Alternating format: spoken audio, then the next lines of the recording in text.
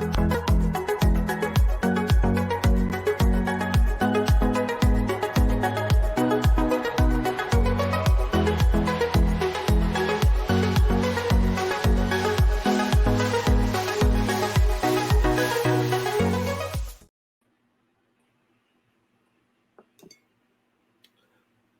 my god, the Traitors turret is so spacious. Oh my god.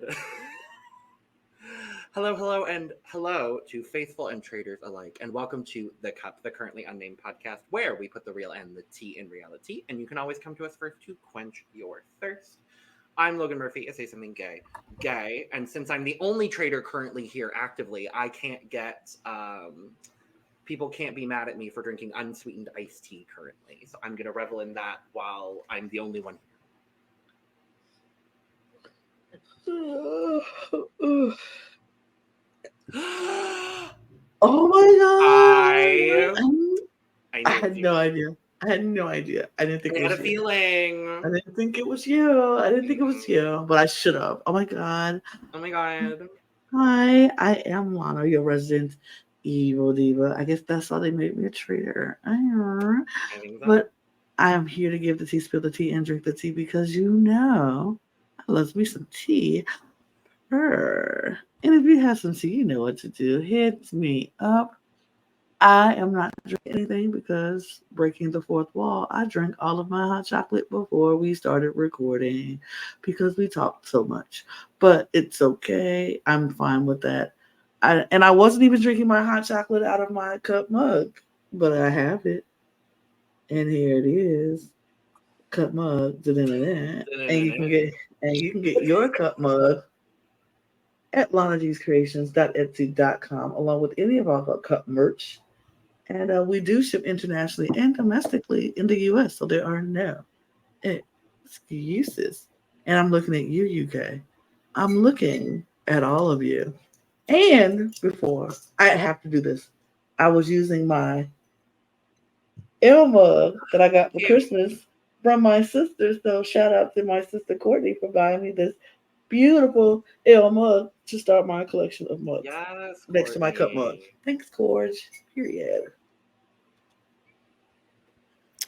Ta-da! Oh my god! I know you all couldn't tell because you couldn't see my name, and you definitely couldn't see my face either. I absolutely missed it. I had no idea who you are.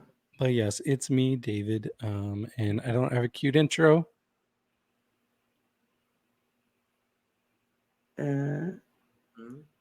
That's it. I don't have a cute intro. Okay. Yep. But I am drinking some water. I was like, I'm gonna pause and give more than enough time before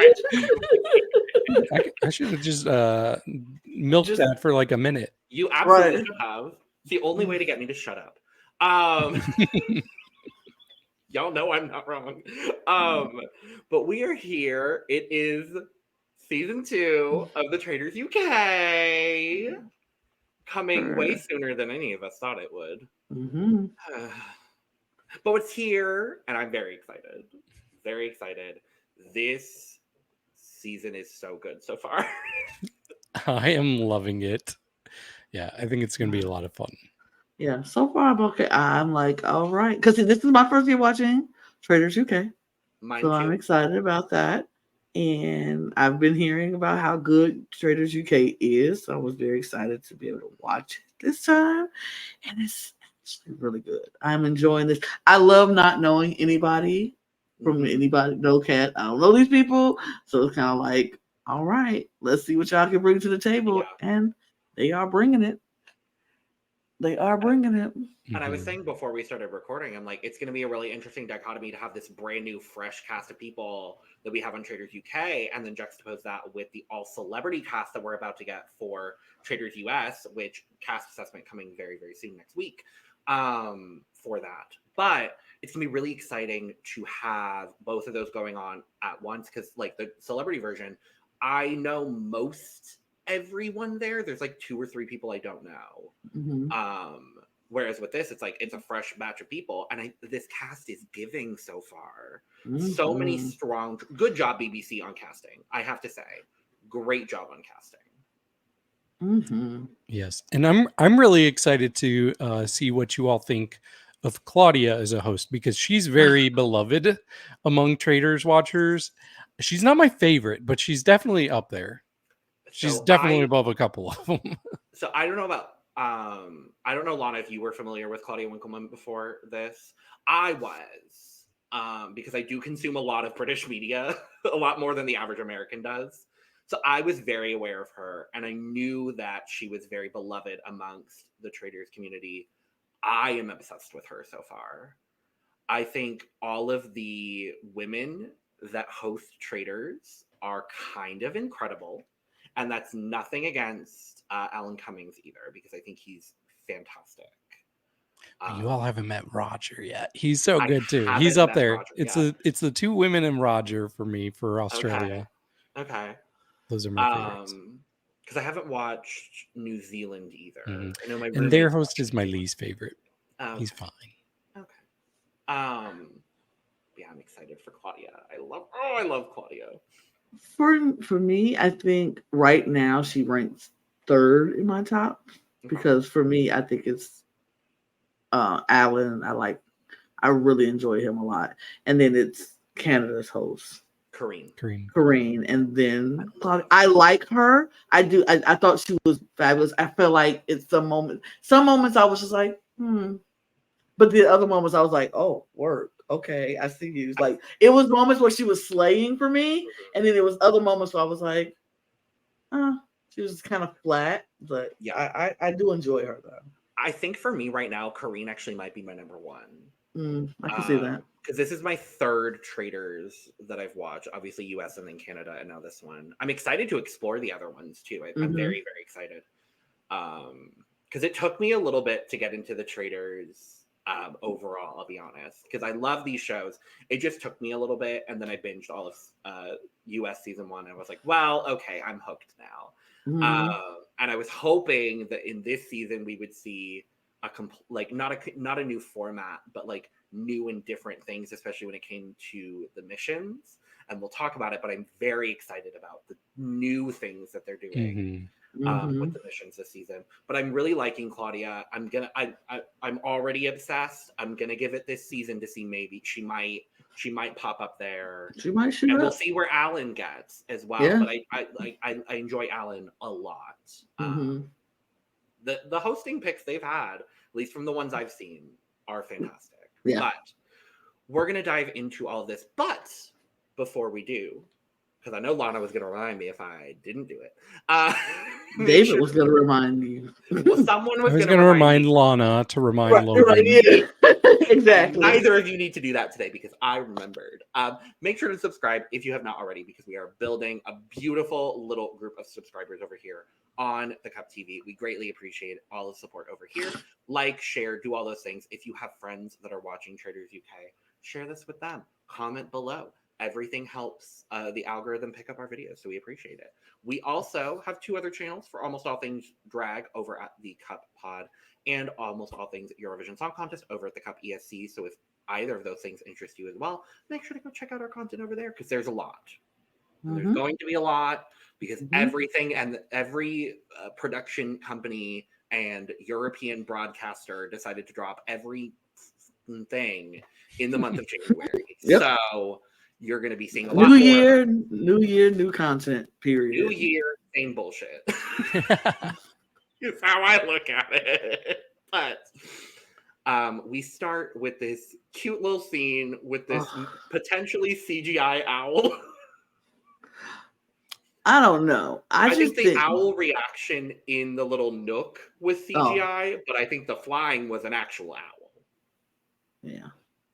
But I was like, oh, this is cute. That's cute. I'm like, it's giving HP vibes a little bit. I'm like, I'm here for it. Okay.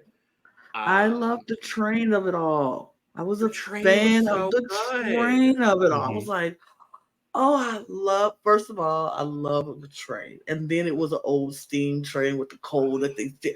And I love that. And all the steam coming out, billowing out the top. And it was so good. And then seeing everybody half the cast or most of them walking in on the platform, and then to see that the train is coming and the rest of them are on the train already, so they got picked up at another stop, and we got to see some beautiful scenic shots along the way on the train going around the countryside. It was beautiful. I was like, okay, UK, you make me want to go over. Not that I don't want to go to the UK, but I kind of want to go over and like explore the countryside on a train. Like I want to do that.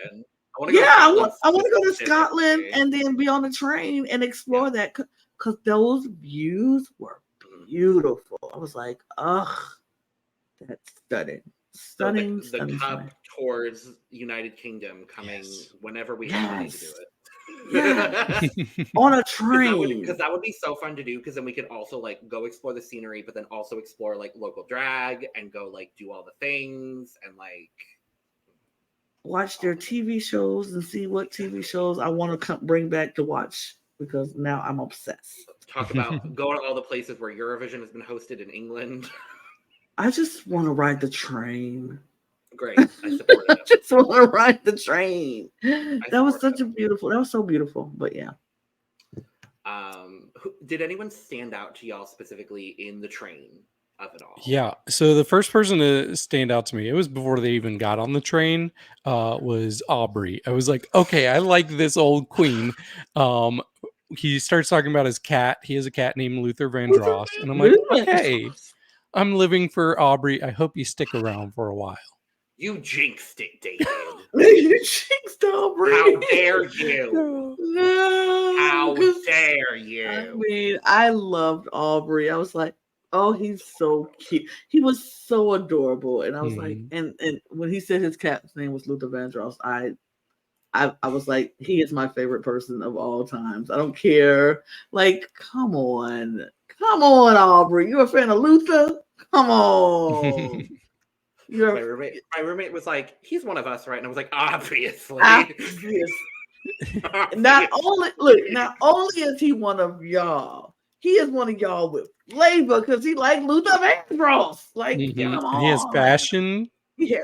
I loved Aubrey.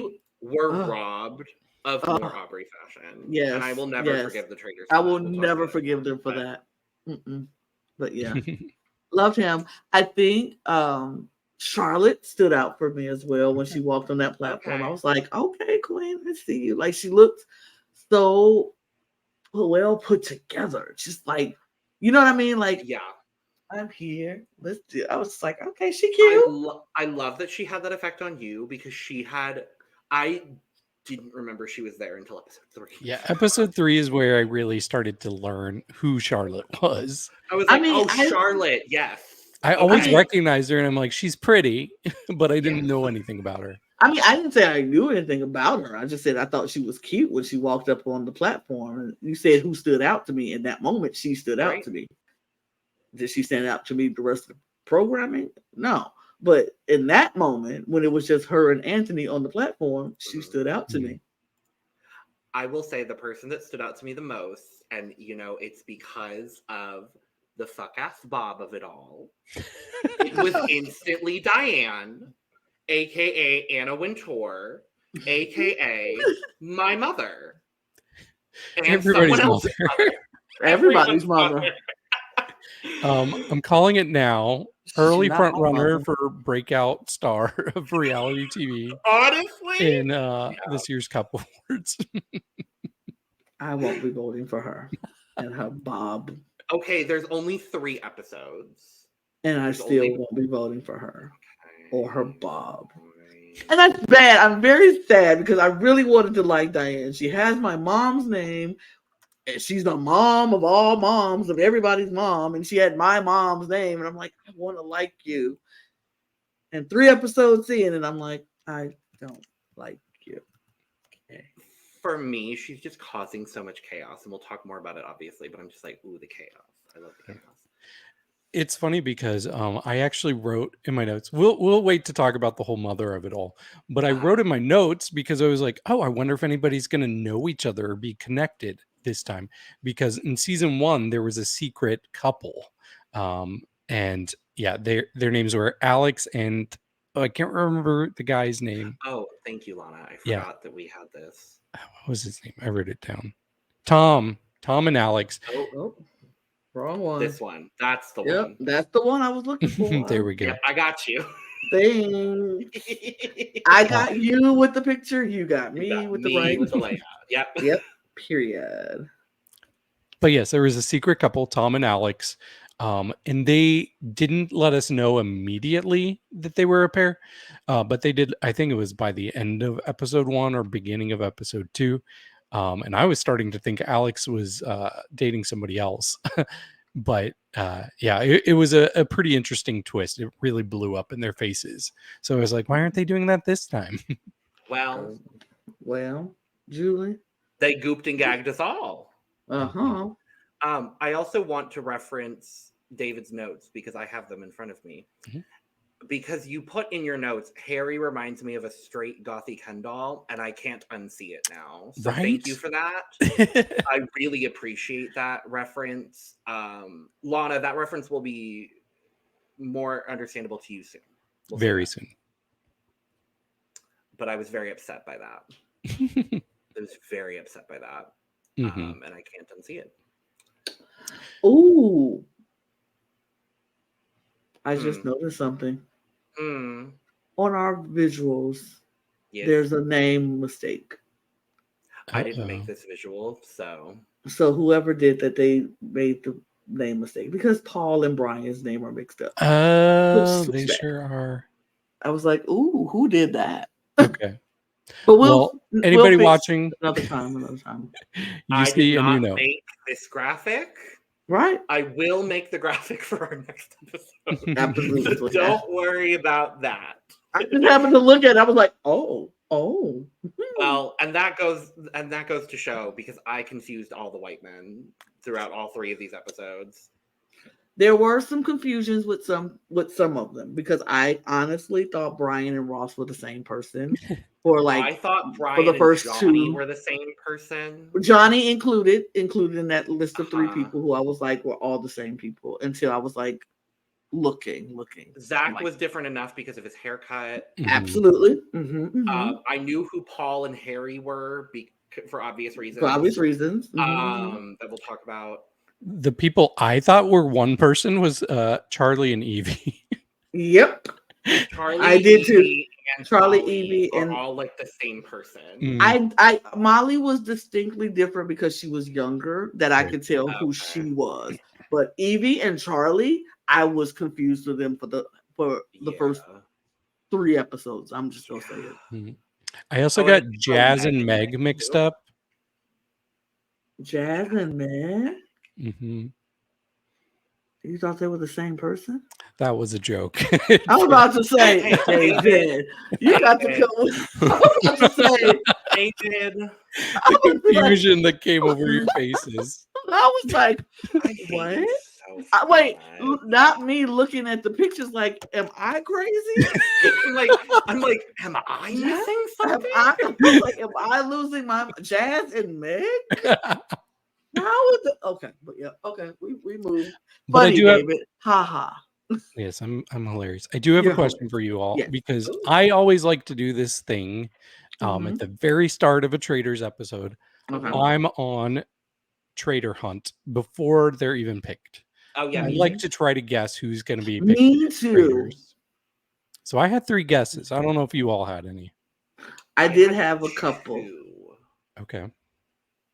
I think I would be surprised if we all didn't see Paul and be like, I absolutely saw him to be a traitor. That was my number 1 person. I was like, oh, she gonna pick him for sure. The interview let me feel. I was like, oh yeah, he's definitely going to be a traitor. You know, the one who I thought was going to be a traitor that was not was Kyra. Oh, I would have loved that. I thought she could be, but then I was like, it was between her and it was Ash, those 2. But I was like, I don't know if they're going to put 2 women. So if it's going, rarely do. I think only Canada has. I think so. Right, and I was like, I don't know. That's not true. UK1 did. UK1 had 2 women and 1 man. I didn't, but I thought it was going to be either Kyra, Ash, or we all look at all Paul. Those were the 3 But then I was like, if they only do one woman, I was leaning more towards Kyra than Ash. But see, Sonia was my guess. So I was gonna say, another one too. I was gonna say my 3 picks were Paul, Sonia, and Miles. Okay. Because they just kept giving Miles so much screen time, and I was like, okay, so he either goes early or he makes an impact and like is a traitor or something. And I was half right, but yeah. I had Harry as my third. Oh, Andrew was my third. Andrew was my third guy. Also fair. Mm-hmm. Yeah, I mean, I think there was a lot of potential in all of it. I guess we could just skip to that because I was hoping it would be Aubrey, to be honest, but you know, I was hoping. Yes, that would have been cool. I don't want to skip past. They made it was very inconsequential on the show, but Claudia, once they get in front of the mansion, she has everybody line up, and she says, "I want you to line up based on most likely to win to least likely to win." And you saw people definitely like struggling to not to be on the least likely to win side. And there's a reason for that. They did this twist in season 1. Yes. And everybody was lined up. And you know what Claudia said? The least likely go home. She was like, you two people that put yourselves least likely, you two. Well, we only want to see people who feel like they're going to win. So you all can go back to the car. You're out. I had a feeling that's what happened because she was like, when everybody was doing it, and then she was like, "You think we're gonna do it again?" No, come on. That's I was like, "Oh, that must have been a twist in last season." It makes sense. But 2 people, I'd have been mad if 2 people went home like that. Mm-hmm. Spoiler: it was not the last we saw of them, though. Oh, they came back. They came back. Okay, later. good. They skipped a few episodes, so actually, maybe it was an advantage. Oh, that actually is kind of an advantage. Work. But yeah, so we have that moment. Then everybody goes in. Then we get the pick of the traitors. And Paul was first. I have a question though about this. Yes. Because I don't know about you all, but for me, every traitor that got picked seemed like they just gave it away to me. Like if I was sitting there watching, like Harry was so like, I understood why Diane did what Diane did because Harry just looked guilty. Like they was just like, I was just like, but we need to talk about Paul. Paul takes off his blindfold and he's like, right. I'm like, what are you doing, Paul? What are you like, doing? I would have immediately clocked him if I was sitting there like, what is wrong with him? Because him and then Harry just like, whoa. I'm gonna call it right now. I'm gonna call it right now. By the end of the season, the 3 traitors that were recruited by Claudia will not be the traitors by the end of the season. I'm just gonna say that now. I just honestly, and we'll talk more about that later, where I think part of that theory is starting. Mm-hmm. I don't think any of them are gonna last very long. Oh. I think there's one that could last long amongst the original 3. Okay. Well, we might have very different opinions on these traitors. Okay. So let's talk about the traitors are Paul, which is not the Paul pictured here. It's the one next to him that says Brian. The one labeled as Brian here. Again, I would like to reiterate, I did not make this. You didn't do that. And Harry and Ash were chosen to be the traitors. And to me, each one of them looked so guilty when the blindfold came off. I don't know if people were just too, I don't know what they were looking at, but they weren't picking up on anything different. Now I'm like, maybe it's just me sitting at home, easier for me to see it because I know who actually is the traitors. And I felt like they're giving away signs, but I'm like, here, Paul looked so dang guilty. Like, if we were just sitting there, I would have been like, what's wrong with you, man? Like, he just like, I was like, nobody comes off with the blindfold like that. Like, and Harry's like, oh my gosh, the eye is so bright. Like, you had that blindfold on for what, 15 minutes maybe? They did. That's happened quite a few times. Actually, people have been accused of being traitor by how they react to taking off the blindfold. Didn't that happen on Canada? I see. I couldn't remember what it was, but I knew I saw it recently. I think it was Canada. A bunch of seasons recently. So it's. I don't know that that's always the best indicator. I mean, but we also were seeing them mostly. Like that's who they kept showing us in the absolutely edit. So there might have been other people who we would have perceived as looking guilty, especially if we had that confirmation bias. But yeah, I do agree with you, especially Harry Paul for me was the main one.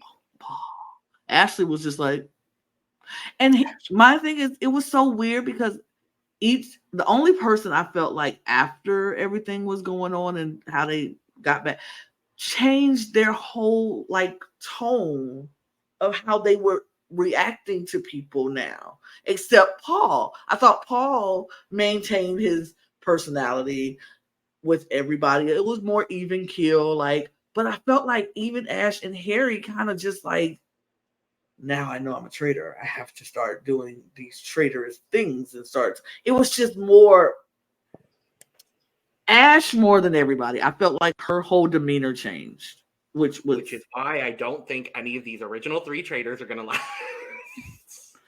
And I'm like, I don't understand. Maybe because I ain't never been in a situation where I had to be the traitor and lie to people but like my demeanor is not changing. I'm going to still be who I am the entire time because it just seems weird, but I don't know. Lana, would you be so kind to do an acting scenario with me? I absolutely would. Okay, so here's our scene. Mm-hmm. We are both taking off blindfolds. Mm-hmm. I'm Harry. Mm-hmm. You are Diane. Okay. Let's do it. I'm Zach. Yes. Yes. Okay, I'll be Zach. Are you okay? Are you all right? You're breathing hard. You're breathing heavy. Are you okay? Oh, that wasn't me. That was me. Oh, no, I don't think it was you. I think it was you. I just want to make sure you're okay because I don't think you're okay. No, I'm fine. I'm fine. You sure? Because I think you're breathing heavy. No, it's not me. It was him. It was me. I don't think it was you. I think it was you. Scene. Great job, everyone. Great job. Look, I sort of have a bob. Going on. So. You've got the closest too, and it's red. And it's red. Yes. So I'm sort of Diane. Yes. If Diane was black. If she would had the pleasure of being black, she would be me. Great job, everyone. Great acting. Yes, Great that was beautiful. Wonderful, I cannot get over this GIF that I saw. Baby, that was everything. God. Diane was on Harry's neck. Like she wouldn't let that boy breathe. I was like, girl, if I was the traitor, which Harry is the traitor, I would have been like, she gotta go. She will not get off.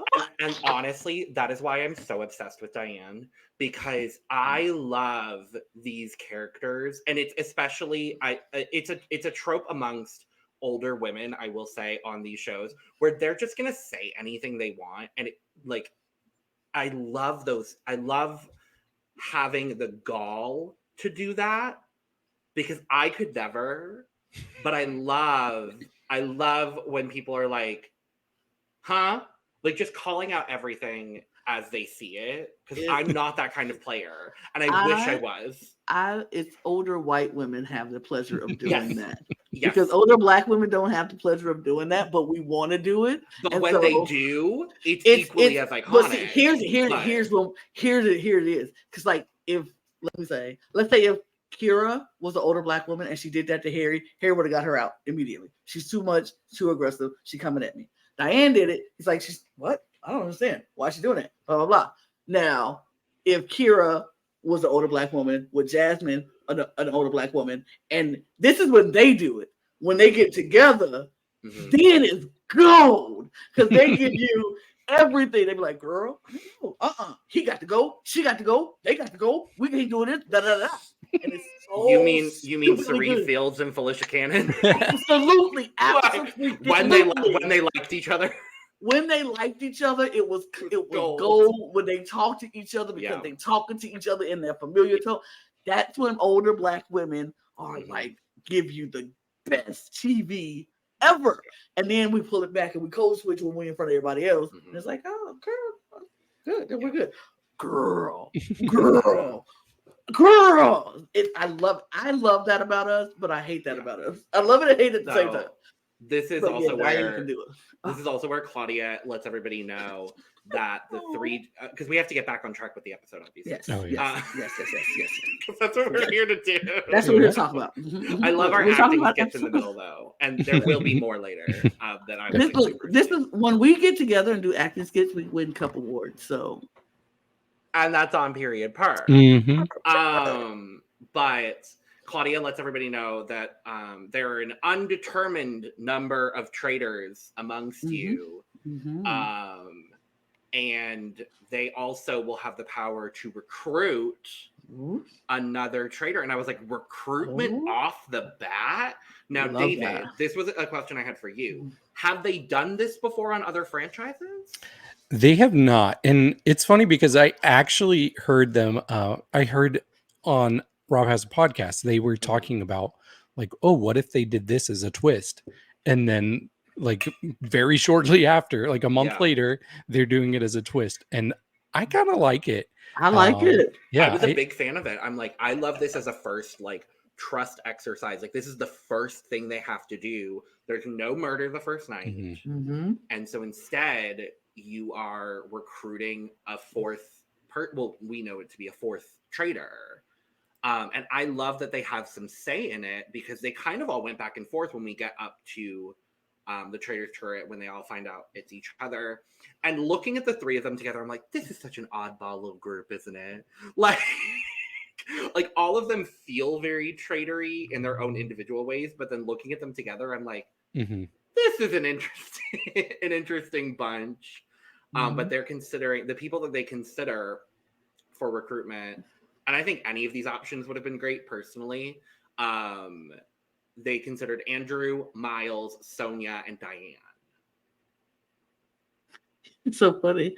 The people they were thinking about recruiting next to each other in this cast photo.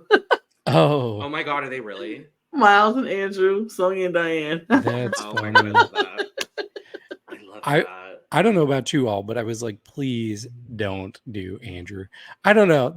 I feel like there's been too many Andrew types that have been traitors before, and they usually go far by default. Yeah. I'm like, please, no, we need either another woman or we need a black man, a gay black man. Oh, I was like, please give me Miles. Please. I need Miles to be entertainment. I need him to have a significant role in the show because I'm obsessed with him. I also find him very attractive.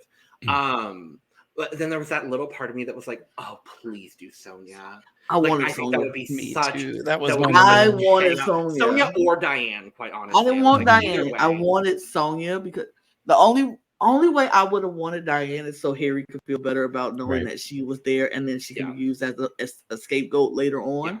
But wanted Sonia because she just brings traitor vibes to me. Yes. Like I wanted the kooky old lady to be the one that's making the decisions on who to murder. And I think if she had lasted longer and they had gotten out another traitor at some point and there was another recruitment, I think they may have picked Sonia. Maybe. Because she was even like, I want to be a traitor. Like we saw the scene where she was like shooting all of the photos in the dining room. I'm just Claudia. But they don't know that she wanted to be a traitor because it's not smart to tell people that. I know, but Claudia, that's my one gripe with Claudia so far. So she didn't pick Sonia. Right. I wanted Sonia. I really want. But we're left with a cliffhanger on that until episode 2. And I was like, I love this. I was so confused when Claudia broke the fourth wall and she's like, it's you. And I'm like, wait, I'm a traitor? Me? I literally, for a second, I was like, wait, is the UK the viewing public? No, there's no way that could work. Is that live? Is it live? But no, that's what I'm loving about this in the 3 episodes I've watched so far is like it's the British editing. And we've seen it a lot in all of these shows. It's like it's that British editing where you have like the host doing all these cutaways and breaking the fourth wall, and it's so campy in the way that they do it, and it's so dramatic, and it's like that's what I love about British reality TV. So I'm really enjoying that. But they left us on a cliffhanger until the start of episode 2 on that. And I was like, I love this because normally the viewer were like, well, shit, we know who the traitor is. So like, there's no suspense to this. But the whole time they were doing the first mission, I was like, oh my, I'm like looking at all 4 of them like, ooh. I couldn't clock it. I had a feeling it was Miles. I didn't clock it. I'm not going to sit here and act like I had any inkling. I was like, no, I don't know. I think I more so just wanted it to be. Any inklings I had that it could be Miles, it was more about the traitors being like, we made the perfect choice. Because I could see them thinking that about Miles. But nothing about his behavior gave it away for me at all. But we go from... There's some... Breakfast. We got to talk about breakfast the next day. Go for it. Yeah. Because breakfast is normal. Everybody knows everybody's coming to breakfast. They still come in their groups, and then the next group comes in and people start hugging. And then one of my absolute favorite moments, and this is where I'm like, why am I standing you, Diane? Because Diane says, oh my God, we don't all have to hug everybody. I was like, agreed. She is a one-liner machine. I was like, this is the one time I agree with you, Diane. We don't need to hug everybody. We just saw each other. We knew we were all going to be here. And I knew you were going to be here. Oh my God. Right. We knew we were all going to be here. I don't know why we coming in like, oh my God, I'm so ready. And then as Sonia's going around getting her little thing, she looks at Ash and she's like, are you a traitor? And the sheer fact that Ash couldn't hear her for the first 3 times she asked him was like, but I can't hear you. She heard her. I know. She heard her. I was like, Ash, you heard her. You know what she said. She was trying to figure out what to say. The audacity to ask that. She was trying to figure out the nerve, the cheek, the gall, the audacity, and the gumption of this moment. She was trying to figure out what to say. And so she was like, what? I can't hear you. Huh? I can't hear you. Oh, no, of course I'm not a traitor. I was like, girl, you're trying to figure out how the best way to say no without looking guilty, because she looked shocked when she said it. When somebody was like, Ash, are you a traitor? She was like, what? Huh? I can't hear you. Like, girl, you heard her. You heard what she said. Seemingly no one else was privy of that moment while it was happening. I feel kind of bad for Sonia because she clearly was just trying to like joke around, but she picked like the absolute wrong person. You can't. My thing is, I'm not gonna be on traitors joking around like, "Hey, are you a traitor?" Because then people start thinking you're suspicious, and I'm not trying to give them a reason to think I'm suspicious. Yep, and that same thing happens later in the episode. Yep, we'll talk about it. And then we find out about Johnny losing his leg in Afghanistan. I was like, good. I'm glad we're getting to know things. Not good that it happened, but good that we're getting to know. I'm about to say. I need to clarify that. Not good that it happened, but good that we're learning about these people. Right. Like, I would like to know more about these people. Absolutely. Other than the fact that Andrew works out shirtless, lifting weights in his room. That, I have to say, the cutaways to the people in their rooms. The campery. The campery of it all. Tomfoolery. Because you have Sonia knitting in bed with her little eye mask on. You have Andrew fully shirtless lifting weights. You've got Diane doing calisthenics later on. You have Miles reading a book. Anthony's in the bath. Yeah, so I'm crazy. like, one of the white men was like just out of the shower. Yeah, Meg was writing in her journal. Kira laying in the bed. Kira's just laying in bed. Like luxuriating with the white glow of the lights just hitting her. Like, it's so like camp. I love it. And then there were reactions when the knock, like the 4 that were in consideration too. I love that part where they're like, everyone's like, Sonia takes off her blindfold. Should we all do our, like, if we were getting the knock, can we all do our reactions to it? Yes. Yes. Okay. 1, 2, 3.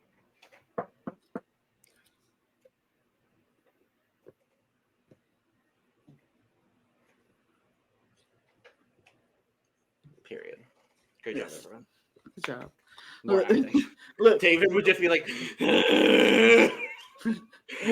not me. Not me.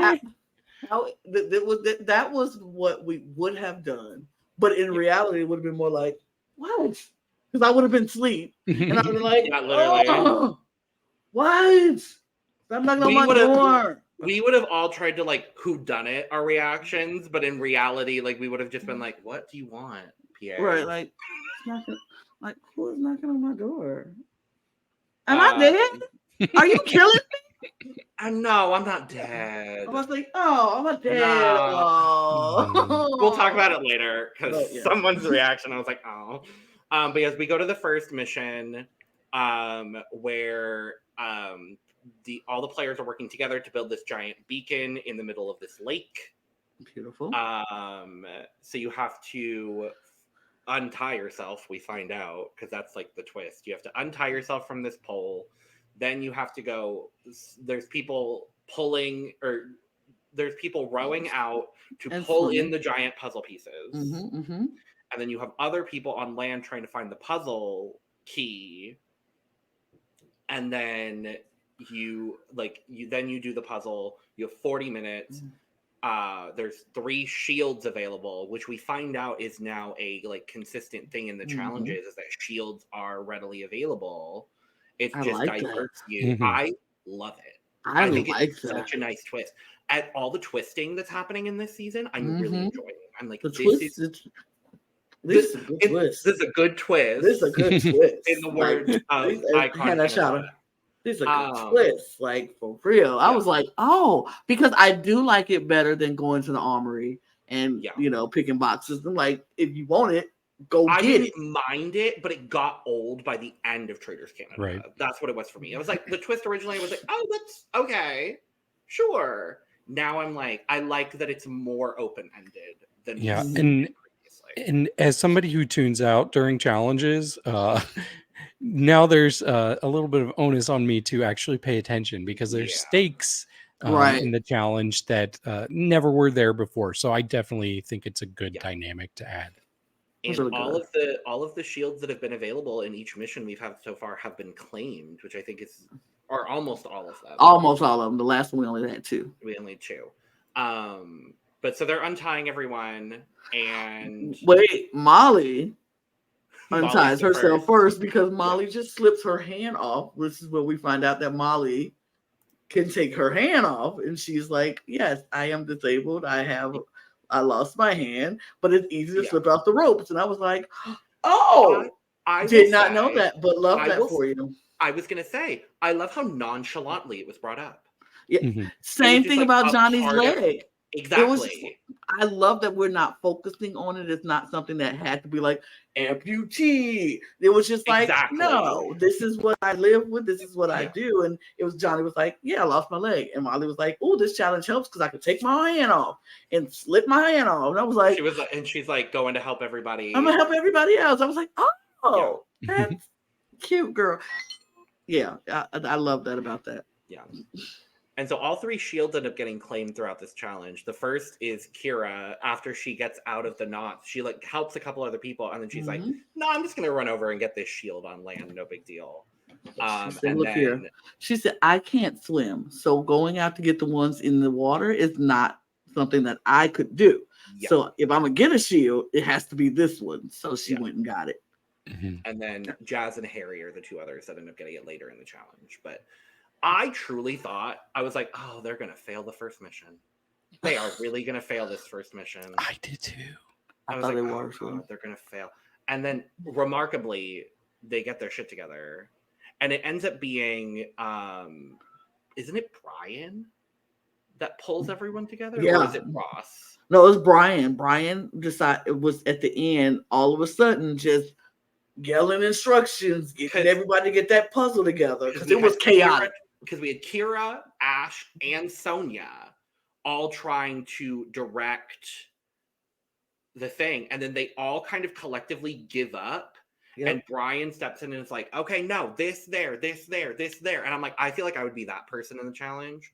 We're like, I'm not going to step up immediately. But as soon as I find out we have 5 minutes left, it's like, no, bitches. In, what's her face? Oh, no. The girl from Survivor, I think 42, where she's like, you two bitches here. All right. What's her name? Lindsay? Oh, no. No, it's, I'm going to look it up. I can't remember that. But yeah, I know who you're talking about. She's very entertaining. Yeah. You talk about her often. I talk about her all the time because she's iconic. Because I really enjoyed her and I was sad she went pre-merge. What is her name? But while you're Lydia. That's right. Both of you bitches, come here. Like, it's so good. And one other thing I did like during this challenge, though, was when the green boat, they were struggling and they were going in circles. And Claudia just was like besides herself. Like, she was like, what is going on with this boat? Claudia could not be objective at all. In this boat was Jasmine, Anthony, and I can't even remember who the other person was. There's two other people. No, Jazz was on the blue boat. But I can't remember who else it was. I want to say. The ones I remember are Jasmine and Anthony. And I'm like, baby, we don't do rowboats. I know this. That we don't do rowboats. We don't get in lakes. So I would have been that same person. Like, why are we going around in circles? Everybody put your paddle on the one side. Oh, that's not right. Everybody put your paddle on the other. Like, no, not right. I love that this is the first breakout moment we get from Jasmine because I will say I'm really enjoying Jasmine. And I was like, oh, thank God she's getting screen time. I'm like, okay, good. Although it was to make fun of her not knowing how to row a boat, but it's fine. But like, it's fine, kind girl. It's kind of iconic. Yeah, it's cute. I relate to that very much. Yes. But yeah, remarkably, with 7 seconds left in the mission, literally seconds, they passed the mission, worth £15,000. Good on them. Of an available 120 is what we find out is the total, the maximum. They ain't going to get the maximum, but that was the maximum that they are able to get. And so we're going back to shore, and everyone is now suspicious of Zach because he's like, well, I'm excited to sleep easy tonight. And everyone's like, what do you mean? What do you mean you're going to sleep easy tonight? You don't have a shield. You don't have a shield. How do you go sleep easy tonight? Huh? What are you saying, Zach? And so Sonia was like, She said, what did he say? What did he say? Okay. All right. The inner Diane came out of Sonia. The inner Diane came out. She was just like, huh? What did you do? Okay.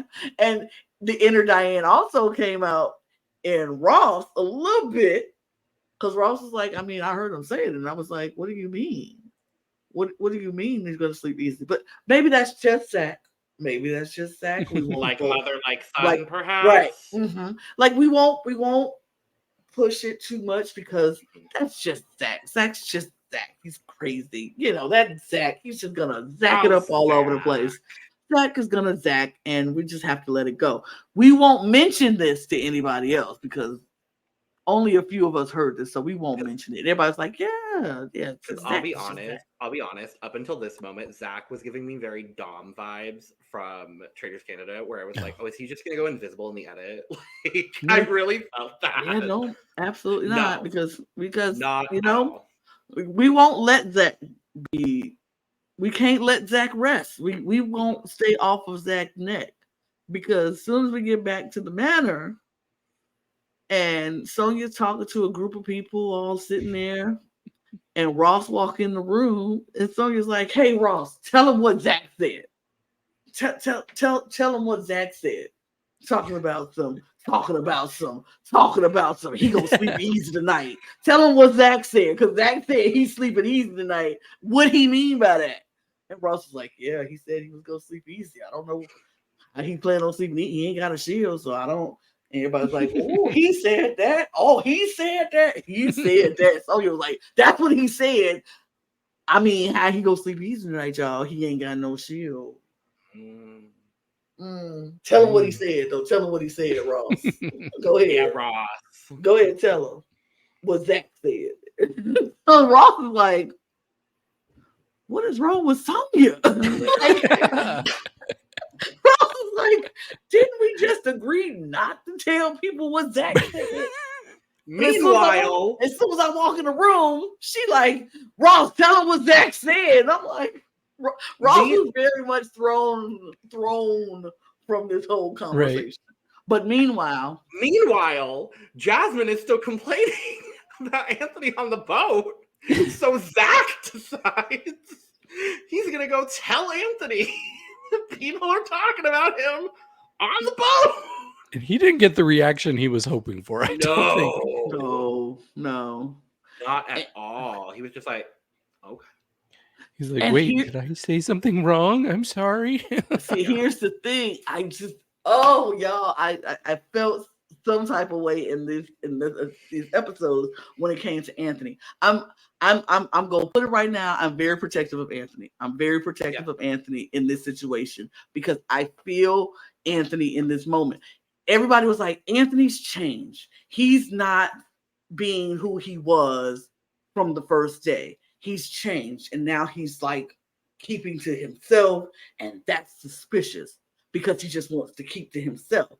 And I was like, no, that just means he's an introvert, and he's just not trying to be in the group with he would rather talk with people who wants to talk to him instead of sitting in a group of everybody. And then it was like, they were like, well, the first day he on the train, Charlotte, he was so happy and go lucky and da-da-da. I said, yeah, the game ain't started then.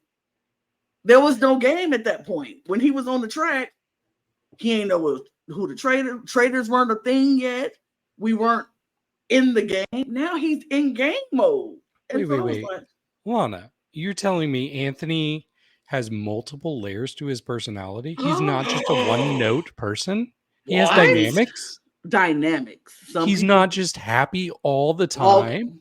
Because we are not all happy all the time. But it's not okay when he do it. But it's okay when you do it.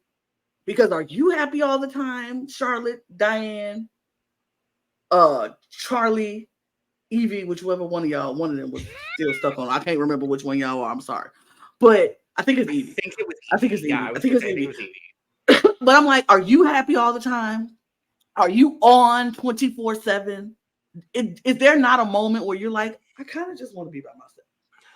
I really don't want to be in the group. But it's not okay when he do it because he's suspicious. If he wants to sit by himself. If he don't want to talk to y'all. If he don't want to move down the line in a trap that he saw last season that people were going home. If they were further down the line. So he didn't want to move, but because you wanted him to move, Diane, he's rude. Because you can't get your way. The other person is rude. Can I get in here? No, I really want, this is the spot I want to be in. How dare you? You're rude. Karen, that was a moment for you. Yeah. That was a Karen moment for you, Diane. I'm not calling you a Karen, but that was a moment in time where you got upset because somebody didn't bend to your will. He didn't want to move. He didn't have to move, but because he didn't move, now he's rude and suspicious. And he's not a team player. If the haircut fits, right? And here's what I will say on that. The optics of the situation are not good. Right. But in this moment, I find myself standing both Diane and Anthony for for the things that have happened in these episodes. And yes, I understand, Lana. I get it, and I understand. I'm also very much so enjoying Anthony because he's just like, I'm just here. Like, he's like, why are we doing this? I'm just here. Why are we mad at me because I don't know how to row a boat? Did anybody else on there know how to row a boat? No, Jasmine, girl, I love you, but you ain't know how to row the dang boat either. Why you mad at him? I'll just be like, we just flopped, y'all. We just all flopped in this boat. We don't know how to row a boat. But I'm mad at Anthony because he didn't know how to row the boat. Can't be mad at him if I didn't know how to do the same thing. That's the hypocrisies are just like running rampant through here. This whole episodes were like the hypocrisy was just like thrown out at us. I was like, oh. Yep. And Zach even called out something. And I was like, oh, okay. Mm-hmm. This whole episode, going back to Diane, I was just reminded so much of Emily Flippin from Survivor, especially early on, because Emily the social dynamics she was not getting. She was just saying what was on her mind. She had some moments that looked a certain way, and we definitely called her out for it. And all of that, I'm like, Diane, you're doing the exact same things Emily was doing. But I am a little bit more cautious to just like go at her like I did Emily when we covered that Survivor premiere, because people have dynamics. It's possible that she doesn't realize that certain things that she's doing kind of looks a certain way. But I don't know. I'm going to give her the benefit of the doubt. And I know maybe that's not mine to give her, but I don't know. I mean, we can give her the benefit of the doubt. We could say that, sure, maybe it'll change. But even in the breakfast the next day, her attitude still was kind of funky. And I was like, I don't even know if I like that about you. So I'm like, I'm trying to give people the benefit of the doubt. I don't want to call people Karens right out the gate and say, something but the way you're going at this one person and reasoning for going for them and saying things that they're not a team player because they didn't bend to your will and move when you wanted them to move, it's kind of like, okay. But I'm not going to say that because in the same breath, Kira was somebody who she was very, very close with and she was working with and wanted to work with throughout this game. And so I'm like, I'm not saying anything about her as her what she is, or I'm not calling her anything, racist or anything like that. That is not what I'm saying. I'm saying her behavior is Karen-like. And guess what, people? There can be some Black Karens, there can be some Asian Karens, there could be some Hispanic Karens. Karens just don't have to be white women. But I'm just saying, what she did to Anthony was very Karen-like. And she would not let it go. And she wouldn't even like soften up a little bit when he was trying to like, we should talk. She was not even, I guess, sure. I was like, girl. So yeah, no, she's not a fan. I'm not a fan of hers yet. Could she flip the thing like Emily Flippin did in Survivor? Sure. But in these 3 episodes, she could go, in my opinion. I understand. She could go. I understand. We don't all have to hug Diane. No. I won't. That's okay. I will give her a wave on the bye. Like, bye, girl. I don't even need to shake her hand. Yeah. And what I will do is transition into episode 2 because we still have 2 more episodes to talk about. But we start episode 2. The traitors are going up into the turret to do their first murder, and then we find out who the new recruited traitor is, and it's Miles! Yay! At first, I thought it was Andrew. I was like, dog. Well, so this robed person comes in. And the shot that they get where it's just you have Paul on one side and you have Harry on the other side, and then you have this person we don't know yet, and then Ash is just so short. We have this huge person, and then we have this short person. I literally thought somebody was like kneeling down. No. When I saw Ash. Is just a short woman, from what we understand. I would have loved, though, if they had just done a generic body double and then it turned out to be like Diane. Like, that would have been so good to me. But no, it's Miles, and I do think that's the right choice. I think. Go ahead. I was going to say, I think Miles is going to be one to go far. I think Miles is going to be one to turn on, especially given what happens, and we'll talk about it. I think Miles is going to be the one to turn on the other 2 sooner rather than later. I feel like, or three. I feel like Miles he was a great choice because coming in, Miles is very unassuming.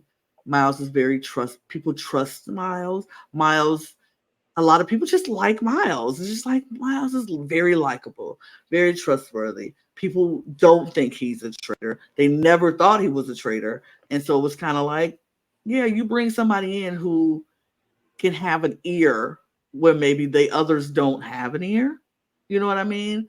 They can talk to some people that maybe they don't talk to. So it's like, okay, this person is saying you and this person is thinking you. Da, da, da. I think Miles was the perfect choice because I feel like if they would have brought in Andrew, Sonia, I think would have been good, but I think people would have suspected her sooner than later. Yeah. Miles is someone who is exactly. Miles is someone who I think can slip and slide in different groups and nobody questions it. Mm-hmm. Yeah, and immediately I was impressed with him because we had Paul. They're trying to determine who to murder, and Paul is like, "Well, let's kill Anthony after all this stuff that's been going on." And Miles is like, "Why would we kill Anthony? He'll take himself out." Yeah, he's already on people's radar. Like we don't need to kill somebody like him. I'm like, duh. That's how traitors should always think. Absolutely should always think. Mm-hmm. So we get more discussion. They kind of rule out Anthony, and the three names that are brought up are Diane, Sonia, and Aubrey. Why y'all gotta kill the old people first? I'm about to say one of these things is just like the other. Yep. All three of these things. All three of these things are just like the other. Why? And I was like, no, I don't want to see any of these characters go. No. Because as much as Diane might be causing problems, like I want to see a resolution with the Diane situation. Right. Yeah, and honestly, I was very worried for Aubrey, especially with his interaction he had that night with Ash, where he's like, "Oh yeah, I know who traitors are. I'm perceptive. I'm watching everything." Anything. Right. That's where I was like, no, you can't do that. You can't. Don't let people know you're smart if you're not going to give them anything information to help them out. You know. And I will say, unfortunately, I think both Aubrey and Sonia were a little less smart with the people they were talking to, unfortunately. And I think part of it is it kind of just ends up being they both ended up talking to Ash, not knowing that Ash is a traitor. And I think it works negatively against both of them, ultimately. I think they just don't know. They didn't know how to read the room. Like, they were just very much like, I'm just going to say how I feel, what I think. Yeah. This is what I see. Or I'm going to joke around with people not knowing who to joke around with. Or, like, in these stressful situations in the pressure cooker that they're in. Yeah. Anything can turn people off. And so making jokes about, who are you, the traitor? It's kind of like, or I know who it is, but I'm not saying anything. I'm not saying anything. That's where, like, if you compare those two to Diane, who is also brought up in this scenario, I think Diane has worked a little bit better, still speaking her mind, but I think she's got a bit more social mobility. And we'll talk about part of that reason in the third episode. But I think she's got a bit more social mobility, and she's not talking to everyone. She's making it known who she's talking to, but she's not having these like deeper conversations with everybody. And so I think that kind of provides her a little bit more of a shield in that way. Is where like, oh, these people are talking to everyone and they're being jokey with everyone. Diane is saying the things that she's saying. Is it to specific groups of people? Yes. Unfortunately, and it's towards certain people negatively, which is also optically not great. Not saying she's any particular person, but I'm saying the character of Diane we've seen so far is not optically the best.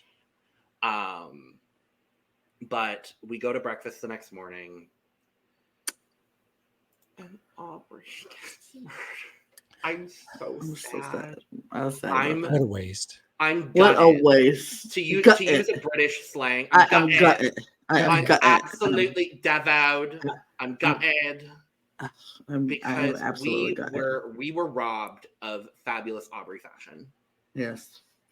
And Aubrey moments, and Aubrey sayings, and just Aubrey talking in general. I just want to hear Aubrey and see Aubrey play more. I'm very devastated. I wanted more hats from Aubrey.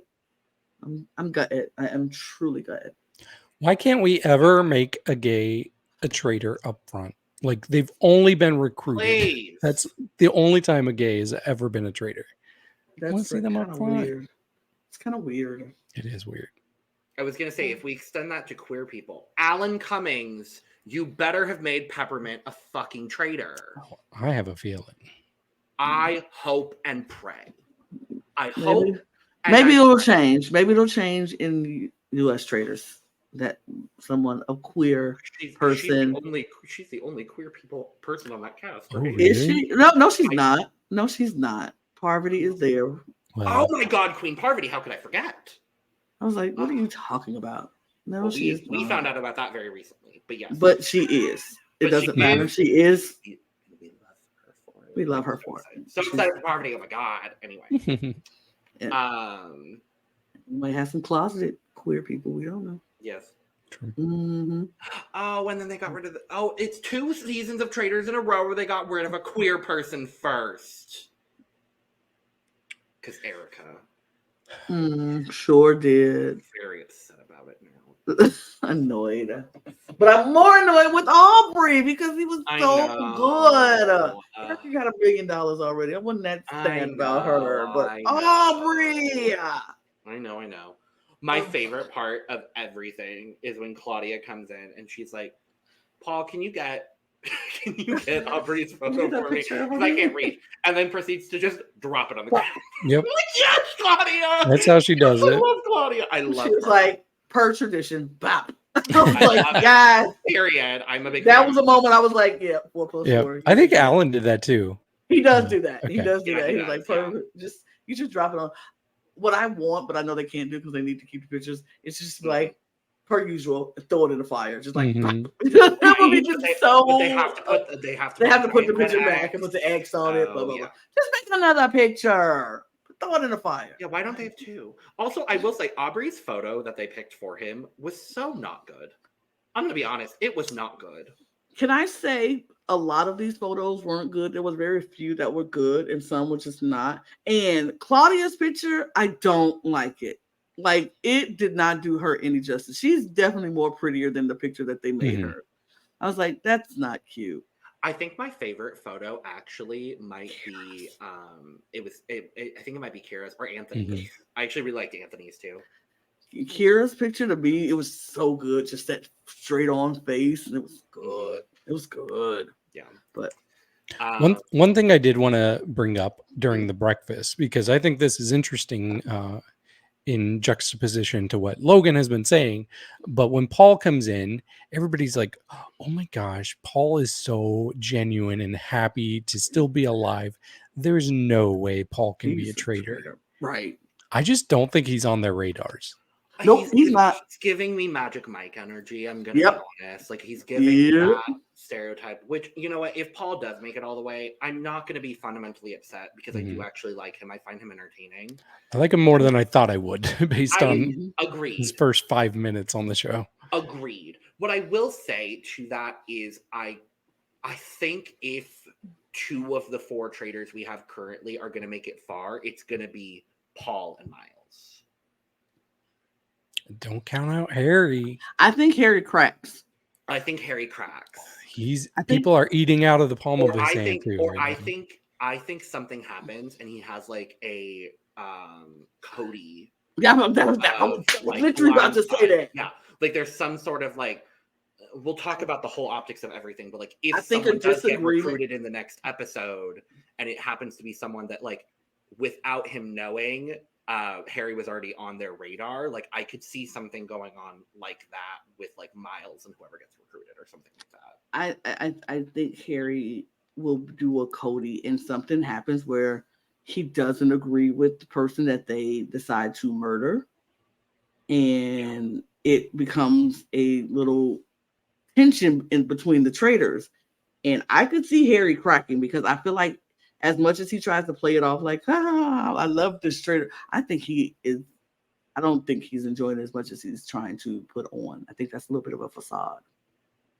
I think he cracks maybe. But Also, I also feel like as the more people leave, people will start looking at Harry before they look at Paul. And I think Paul is going to be like he gonna be like, if the sink is shipping. I mean, if the ship is sinking. If the ship is sinking. If the sink is shipping. I did order a new sink, so I hope it's shipping right now. It should ship in time. But but if the ship is sinking, Paul is not going to throw Harry a life vest. Well, he's just gonna let it sink.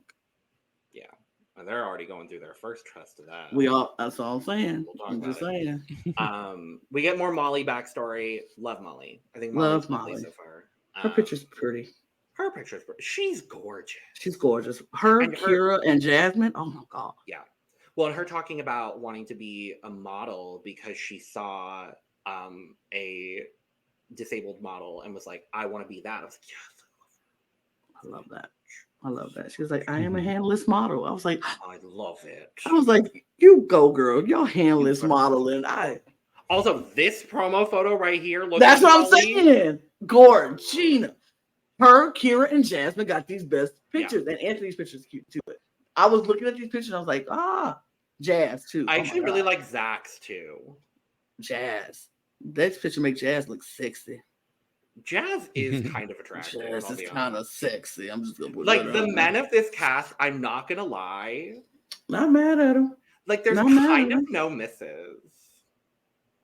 Andrew's a miss for me, but Andrew is my type, unfortunately. So Aubrey has a charm about her. Aubrey's charming and very distinguished. I would hang out with Aubrey. Like me and Aubrey would be friends, but I would drink Pinot Grigio with Aubrey every day. Absolutely. Oh no, he's probably more a Chardonnay.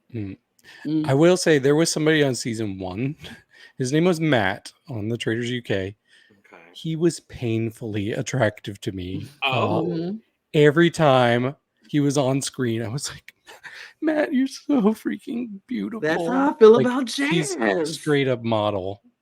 Jazz is so freaking stinking gorgeous to me. I was just like, every time he was on there, that last scene when Paul called him out, or was it Harry who called? No, it was Paul who called him out. Yeah, and he was just like, no, I don't need to defend myself. I was just like, I swooned. Okay, I can see how he's your type. He's cute. He's definitely cute. But Jazz, I was gonna say the person that's most my type on this cast actually is Miles, which is very convenient because.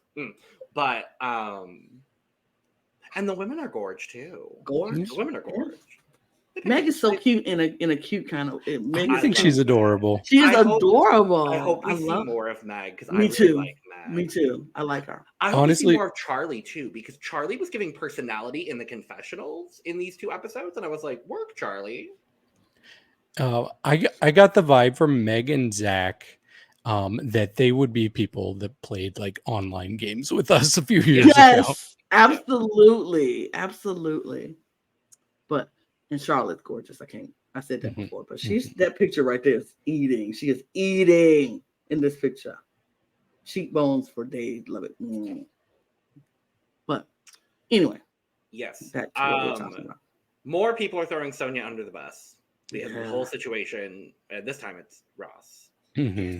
And Diane is continuing her antics from episode 1, talking about how she doesn't like Anthony because of the thing that happened before anything else happened before the game even officially started. She didn't like it. Before anything happened at all. But we then move to our second mission. Where we get that moment because Ross is telling Diane that he thinks Sonia might be. And she's like, you might want to be careful with people who like people. Oh, yeah. You don't want to tell them something because they might come for you. So you might want to be careful. And he was like, really? And she's like, yeah, just a word of advice. And he's like, oh, okay. Good to know. That's the key moment. Just hold that in your back pockets, people. That's funny because I was like, that seemed kind of threatening from Diane. But now I see it in a different. Yep. Exactly. When she said it, I said it too. I was like, is she threatening this boy? Yeah. Why are you threatening this man? But then, hold it in your back pocket, and it changes the whole perspective on it. I know it is really weird thinking about that dynamic now because Diane likes Sonia so much. Yep. And Ross was probably the biggest person responsible for Sonia going. Yeah. So yep. He probably went to timeout that night. Not God. He got a whooping. He got a spanking. Go get me a switch. Go get you a switch. Let's get that switch. Get that switch. Bigger switch than that. Don't get that little baby switch. You better get a bigger one. Because what you did was wrong. I love it. Oh. Wow, that's so funny. I did not even think about all of that. Mm-hmm. Okay, now we go to the challenge. Yes, now we go to the challenge. Where we're splitting into David's favorite challenge. Yes. We're splitting into 2 groups. He couldn't wait to do that. He couldn't wait. We split into 2 groups. Go ahead, Logan. Y'all go ahead and explain it then. That's okay. Why are you being like that? You are such a drama queen. Oh my God. Anyway, so they split into 2 groups and they have to go between them. It doesn't really matter because yes, it happens. We are stupid on this podcast. We know that. So 9 people have to go on one side, and then everybody else is going to stay in the house. If you stay in the house, you do not have a chance to get the shield. Ooh. And so now picking the sides become a little bit more dicey. Because some people are like, well, the people who got the shield before should be in the house, so they shouldn't get a chance to get it. That's Zach saying that. And Kira was like, but why? Why should we do that? That doesn't make sense to me. Why would we do that? She was like, because you already had a chance to get the shield. She's like, everybody had a chance to get the shield last time. Why does it mean I can't have a chance to get it now because y'all chose not to do it last time? And he was like, and so Claudia was like, look, we need the teams. We need y'all to hurry this thing up. And so they going back and forth. So like they finally just picked the 9. Zach ends up going to the team that's in the house, and he's not happy about it. He wanted to be part of the outside team so he can go for the shield. But he listens. It's funny to me because this is twice, two episodes in a row that Harry has kind of like gotten off scot-free because like he got the shield in the first episode, but people were upset with Kira and people were upset with Jazz. They were not upset with Harry. And then this time it was Harry and Kira that were over on the side, but it was more of a big deal that Kira was over there, even though Harry had also gotten. I wonder why. Why are we mad at Kira and Jazz and not Harry? I don't know.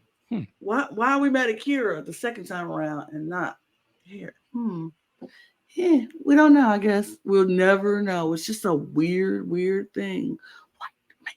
Anyway, so we go on, and so Harry, Kira, they decide they go hold their ground, and they standing over there, and Zach ends up going to the house, inside the house. He's not happy, and Claudia's like, "Is everybody happy?" Everybody's like, "Yeah." She's like, "Zach, are you happy?" He's like, "I'm fine." He's like, "Are you sure?" He's like, "I mean, would you rather switch?" He's like, "I'm right." He did a Logan. I'm fine. I'm fine. Are you sure? I mean, you could switch. Fine. Would you like to? Are you sure you don't want to switch? Okay, you're fine. She's just stirring that pot. Stirring. I was like, okay, Claudia, again, 4 + 4. You're eating. You ate. It's like 11. Okay, I love that. And she was like, okay. So the 9 people had to split into teams of 3, and they were going to go to each different. They had a map, and they can go to different sheds to get bird calls, and then once they got the call, they relate that to the people in the house by radio, and then they had to go running through the house to find the specific bird that matched the sound that they just heard from the outside, and bring it back to Claudia, and tell them where they found it and what the name of the bird is. So there we go. They start running, and it's stations, and then one station is where the shields are. So Andrew is Anthony, and it's Paul. Yes. They're on one team. They're the red team. And Anthony this whole time was like, forget about the shields. We ain't worried about the shields. We're trying to get the money. We're trying to get the money. We ain't worried about the shields. We ain't worried to get the money. Mm-hmm. Soon as Claudia said go, and Andrew say, let's go get that shield. I was like, Andrew, let's go get the shield first. He's the last person on that team that I thought would have been the one wanting to go for the shield. Like I thought Paul. I'm not all that surprised. I'm not that surprised. Mm. No, Paul was like, I don't want it. I don't need it. But he just gives me like integrity vibes. Like, yeah, we gotta like do the right thing, guys. Leroy vibes. yes. Leroy vibes. That's what I thought he was gonna be, like the Leroy of the group. But like he was like, let's go get the shield. And they were like, okay. And I think Paul was like, I don't need to do it. I don't want to do it, but I'm gonna do it. And it makes sense. He was like, it just makes sense for everybody, a traitor, to always go for the shield to keep it off of us. To look like we're trying to go for the shield. At least one of us go for the shield. And I'm like, that just makes sense. And so they run first to go get the shield. And this was where the chaos and foolishness ensued, because we got bird noise after bird noise. And people, I don't know about y'all, but I ain't heard some of these noises from I ain't never heard no bird go, whoa, whoa, whoa. You haven't heard a flap flap before? A flap. What the heck is a flap flap? The first one. But I think you would be good at this challenge. I probably, because I think I would be good. I don't know about Logan, but I have a good ear for like pitches. So Logan would be good because Logan can hold a note and can sing. So I think Logan would be great. Lana. I wasn't saying you weren't. I said I don't know. Confidence but in my abilities. But he didn't know you could sing, Logan. You don't sing often. I've never heard you sing. You have, but not very often, I will say. Okay. But you have.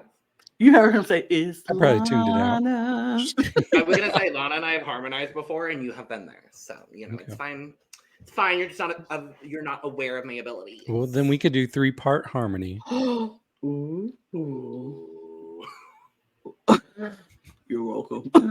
You're welcome. My favorite thing ever. I don't know. That's stupid. But we get all the bird calls, and it's some weird ones. It's some good ones.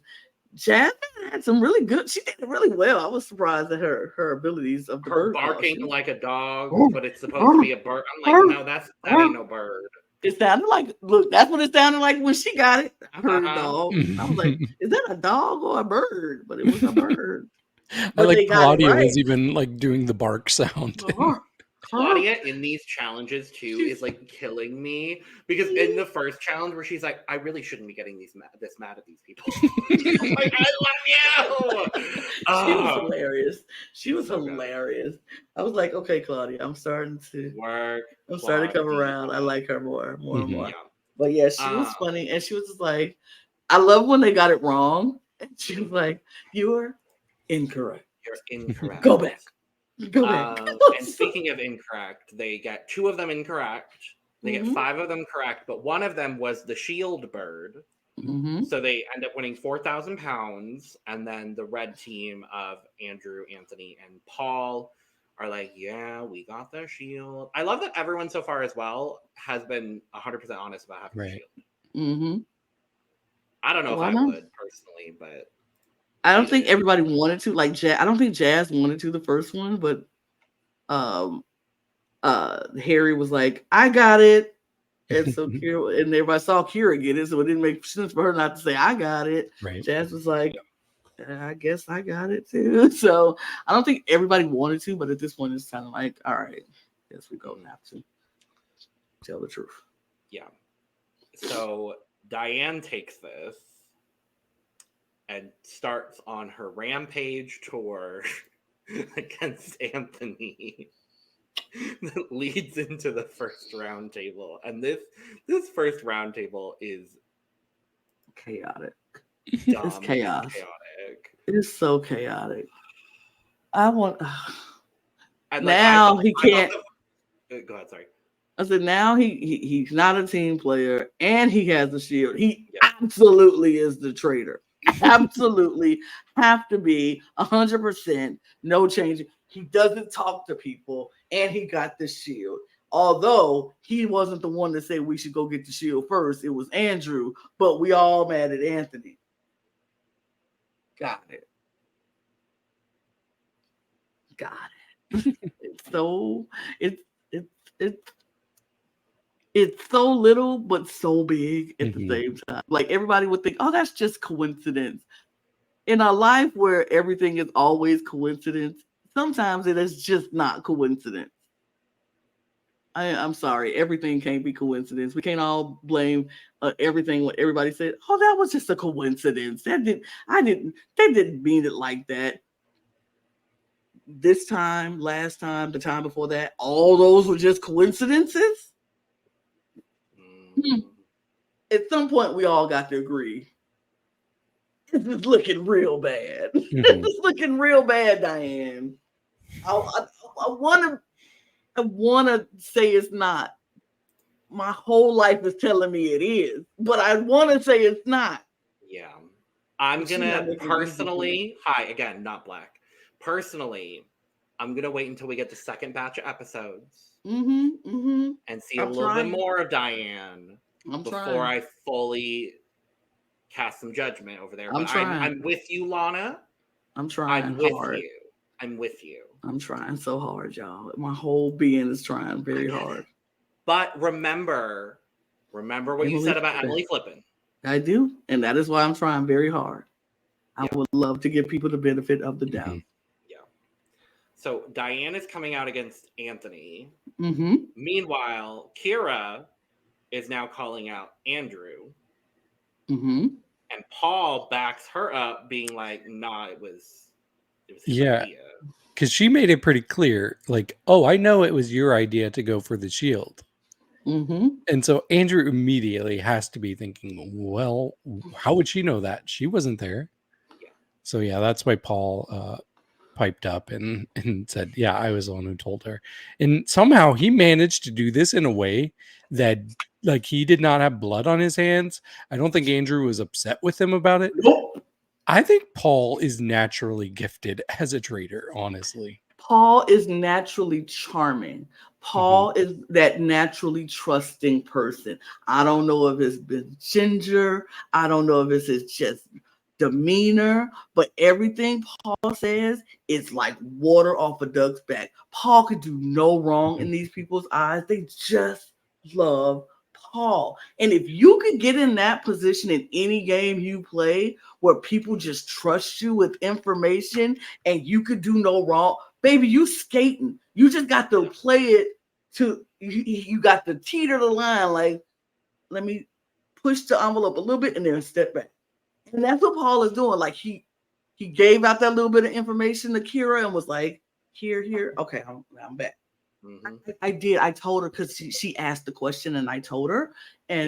But that's it. And they're like, oh, well, of course, if somebody asks you a question, you're going to give them the answer. You tell. And so nobody's mad at Paul. But if I was Andrew, why aren't you mad at Paul for sharing information about you that now makes people suspicious about you? But Paul is just an anomaly for some people. He is giving me the Magic Mike vibes from Canada. It's just like people just they just trust what he says. And it's like, whoop, we can see it again. Sari was the same way. People just trusted what Sari said. Yeah. That makes really good traders. Sure does. Well, then we get Zach. He calls out Kira and he's like, actually, it's kind of hypocritical for you to call out Andrew for going for the shield when you went for the shield in the first challenge. And I hate to say it, but he kind of clocked her there. He did. Just a little bit. He did. I was like, yeah, you clocked because, yeah, you can't get mad at somebody for going for a shield when you went for a shield. And the reason you didn't want to get out of the line was because you wanted to go for the shield. Right. You didn't go at the beginning. I was like, oh, yeah, he had a clock. Yeah. And then Harry calls out Zach for laughing at things. I'm like, Harry, look, when you get to this point where you're trying to put little straws and little thing, if I'm like, we're sitting here at this discussion and you just laughing. Why are you laughing? Why is everything so funny to you? Is it a joke to you? And that was like, ooh. And that's where I fear if Harry gets in a position at a round table where his back is up against the wall, they're going to clock his tea and they're going to vote him out. I don't think Harry is used to hanging out with Zax. I think Harry hangs out with a lot of Harrys. A lot of those same type of lads. What do you mean the lad's lad doesn't hang out with lads in the army being lads and doing lad things? Whatever could you mean, David? Because nothing about Zach's behavior is odd to me, but I'm used to Zach's. I'm very used to Zach's. I've been around a lot of Zach's in my life. It's just like, and especially people would have nervous laughters, and when they get nervous, they just laugh or do inappropriate things when they're in a uncomfortable position. So my aunt is the same way. She does this whole like that's what she does all the time, and this nervous laughter, just want to fill space that like don't like quiet spaces. So she was like, I mean, I know what you're saying. He was like, why are you laughing? It's just me just laughing. And then the only of these accusations that seems to stick with a substantial number of people, Ross decides he's going to call out Sonia for stirring the pot. And then Miles and Ash are like, great opportunity. So they jump on it. And I'm like, why is all the heat on Sonia? Not Sonia. Not Sonia. I'm like, when we just called out Zach, not that I want Zach to go, but I'm like, Zach is sitting right here. He just got called out too. Andrew's right there. He got called out too. Why are we just... Y'all remember when Anthony got called out? Or we over that? Like, when y'all how do we move from Andrew and Anthony to Zach to... This group really feels like it's going to be whoever the last person is brought up at the round table.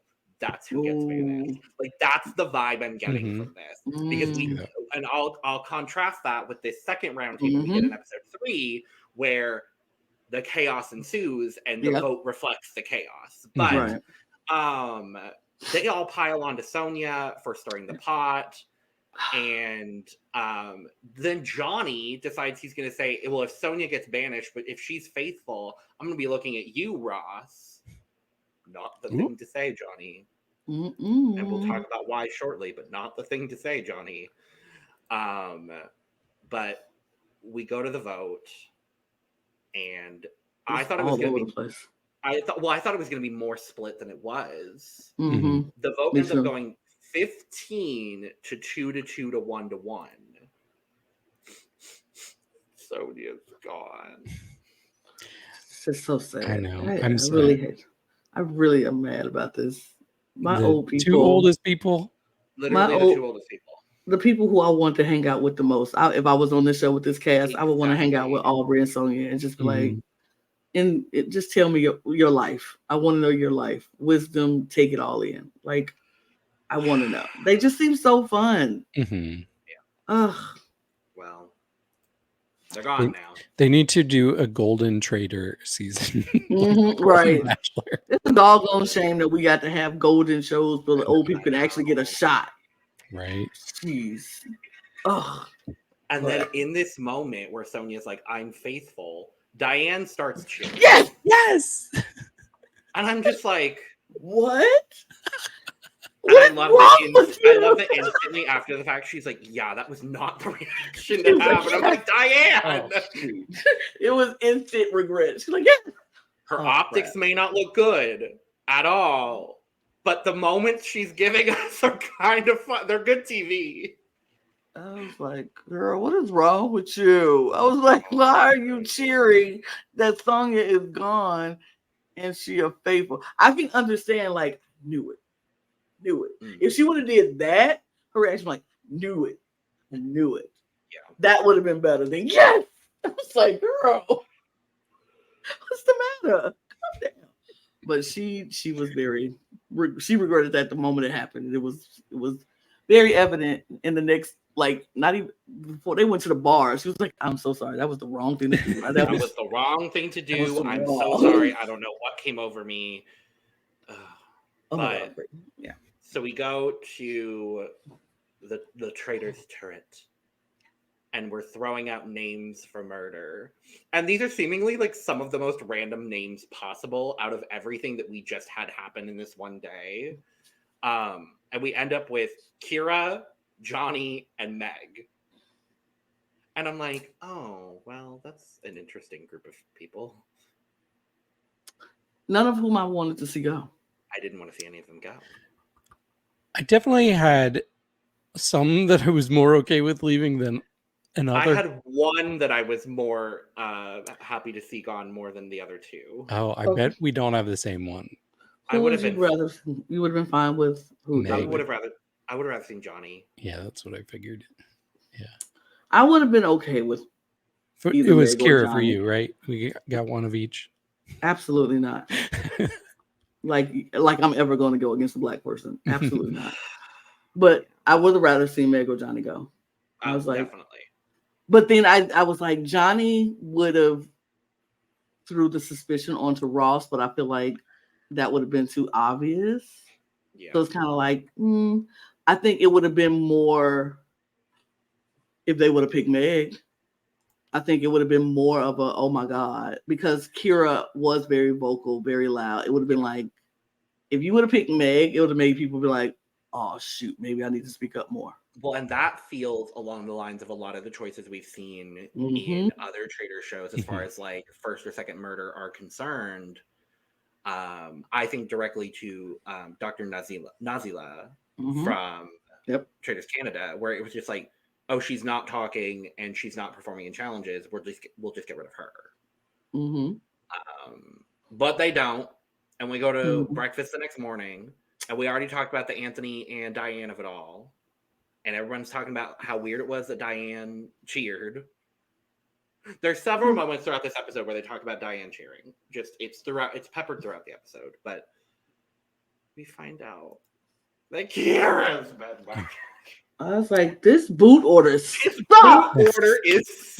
This boot order is trash. Throw it away. I don't like it. It's a trash. It's a trash. It is a trash. I will say this is a kind of an interesting season because what I see so often with Traitors is they do go for those quiet personalities when murdering the people that are just going to keep skating on by. And this group, they seem to be going after bigger targets, like people that seem perceptive or people who have influence. And I actually think it's a good strategy so far. I'm disappointed by it, but it seems like they're thinking more strategically than a lot of other groups have as Traitors. I mean, I get it. I think Meg would have been a better choice because and not just because I like Kira, but I think Meg would have been a better choice because it would have incentivized people to not be that quiet, not be the skater by, you know what I mean? Like people would have had to have a voice. And I think Kira, what if they use that voice against you as a traitor? I mean, then you just get them out of there. Like it is what it, I feel like. They called you out and now they're gone. No, but here's the thing. I wasn't saying that, David. I'm just saying it would incentivize people to use their voices and say things and be a part. Like Jazz is very quiet, hasn't said anything up until this point. And we haven't even mentioned Tracy. Tracy, well, we'll talk about Tracy a little bit more, but like Charlotte hadn't said anything. Charlotte hadn't really said anything. Evie and Charlie hadn't really said anything. They just was like, here's my point of view. If you're a blonde girl not named Sonia, you haven't said much. You haven't said anything. Heck, Andrew really ain't said anything. It's kind of like Brian didn't say anything. We'll talk about Brian. We ain't know who Brian was up until this third episode, so it's kind of weird. But I'm like, I feel like if a Meg goes, it incentivizes people to, step up a little bit. But Kira gone makes you go, I ain't finna say nothing. Because she said something and now she's gone. So it just makes people shut up again. So I don't know. I would have probably whipped the Meg route, but I understand why they did the Kira route. Yeah. So while we're doing that, Claudia comes in. We take down Kira's photo that she can reach this time, thankfully, because Kira's photo is like further down in the on the wall. And they split into 3 teams, which we'll talk about later. But we do still have a lot of things to talk about before the challenge. Harry is opening up to a slew of blonde and not blonde women. And they're all like, oh, he's such a faithful. Like, yeah, well, he's like, I'm afraid they're going to target young people. Like, am I in trouble? And everybody's like, oh, he's so precious. You're going to be so okay. Sweet. You're good. See, yeah, I think he's doing really well. He's doing really well. I think, to be honest, before what occurs near the end of the episode, I was like, I think all 4 of these traitors are very different from each other, and they really complement each other's strengths. And I thought all 4 of them are doing extremely well. Obviously, that kind of blows up for one of them. But I think the 3 guys are killing it so far. Mm-hmm. Potentially. I mean, because we saw this episode wasn't the first episode that Ash's name was being brought up by people. Ash's name is going around. People are like starting to wonder what she's doing. She's talking to a lot of people. She's asking people what their thoughts are. You know, she's playing the game, and people are like, how dare you play the game, which is traitors, because now you look like a traitor for asking people what they think about traitors. I don't know. It's like you're damned if you do, you're damned if you don't in this game. You can't. But again, it's British reality TV, so I'm not right. surprised. You can't play the game without looking like you're playing the game without getting punished for playing the game. So it's kind of weird. So playing the game. We're playing the game. But playing the game. Ash's name is out, and people are wondering, you know, they see her going around from group to group, talking to different people, asking their thoughts.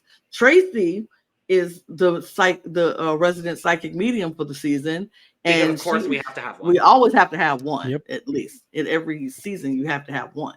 So she's the medium for the season, and she's like, I have very hard time reading Ash. Like, she's blocking me.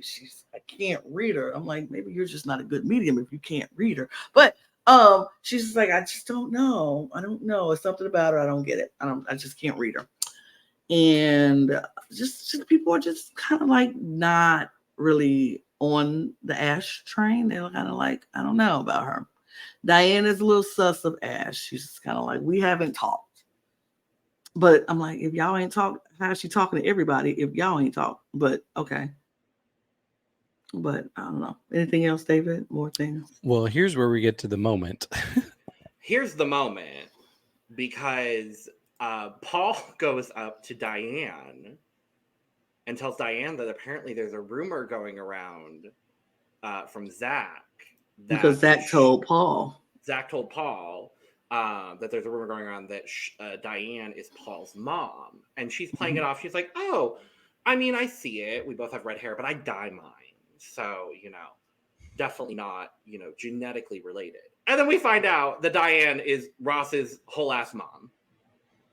And I was like, she was like, Paul's not my son, but Ross is. And I was like, wait, what? It was such a blindside. Like, I love how they did this. And I was like, the gaggery. I was so stunned. I was like, wait, what? I literally had to pause it, rewind it to hear if I heard what I heard. I was like, did I just hear what I just heard? And then I was like, oh, that conversation just came rolling back to me when Ross was talking to Diane, and she was like, and I was like, I thought she was threatening this man. I said, oh no, she's Serena and Jared in that man, trying to school him on how to not mess up his game. And I was like, oh, this is thick.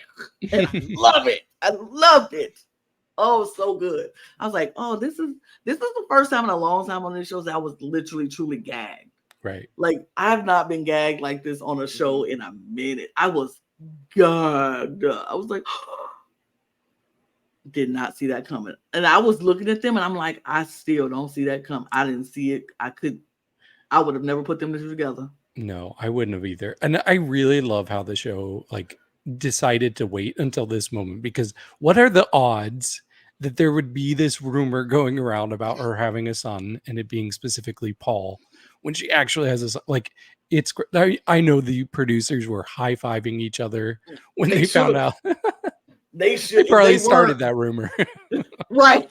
Honestly, I would not be surprised in the slightest. If they did start that rumor, kudos to them. If they didn't start that rumor, this was like the perfect storm. Like this was everything was the stars were aligning up for this to be a perfect reveal. And this was the best reveal I've ever seen on TV. Like it was the gag was I was gooped. I was like, whoa.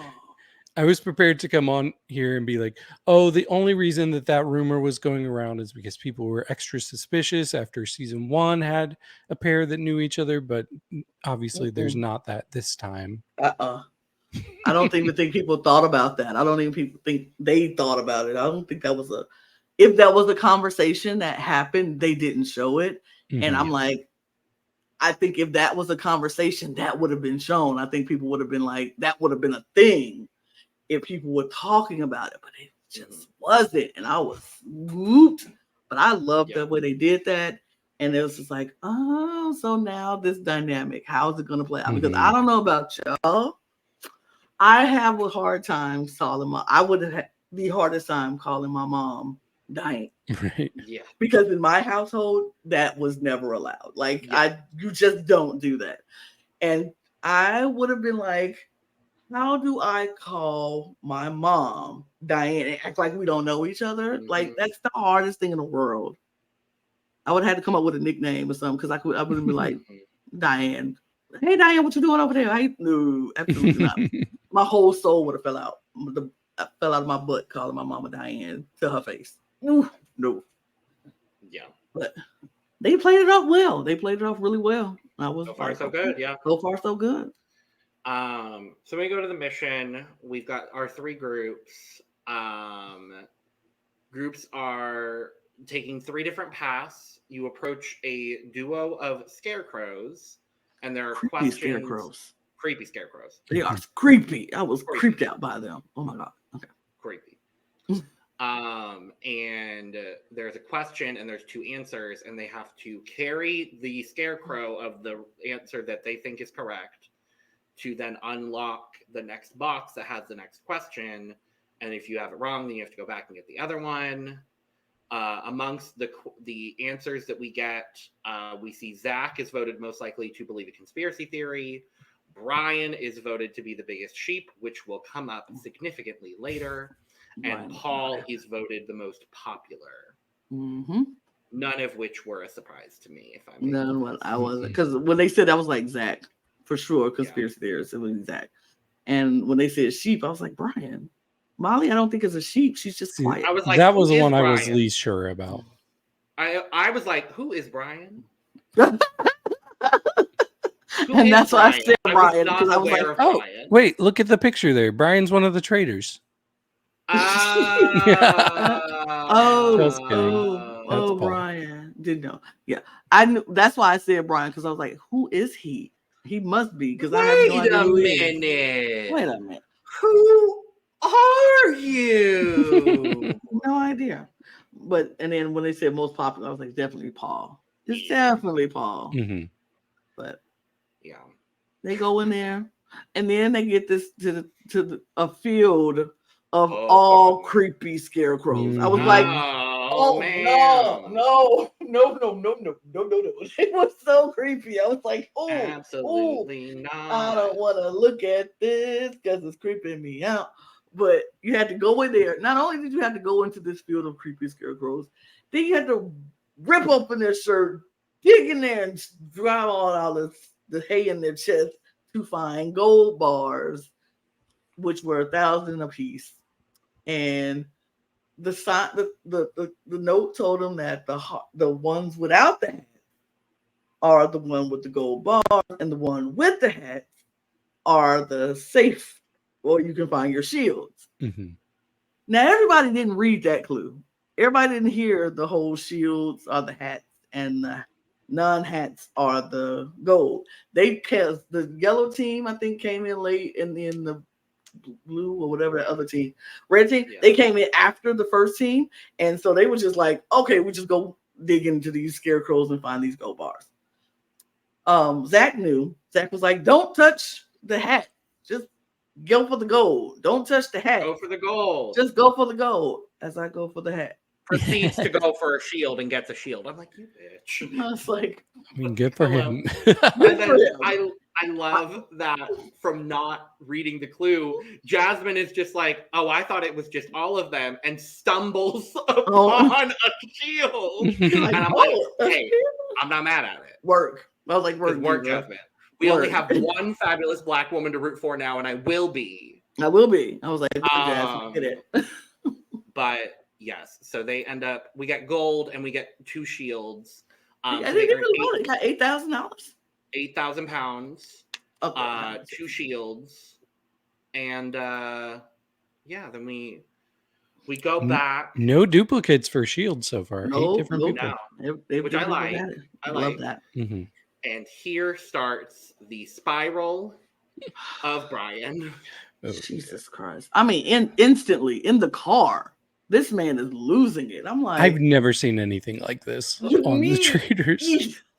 I was like, what is wrong with you? He was like, I mean, I'm not a sheep. I don't know why people think I'm a sheep. I mean, but I don't really care that they think I'm a sheep. I don't think I'm a sheep, but I don't care. Sure. I don't understand why they even say I'm a sheep. I don't care. I mean, I don't care that they think I'm a sheep, but I'm not a sheep, so I don't care. You don't have a jury voting for you to win this game, so who cares if they think you're a sheep?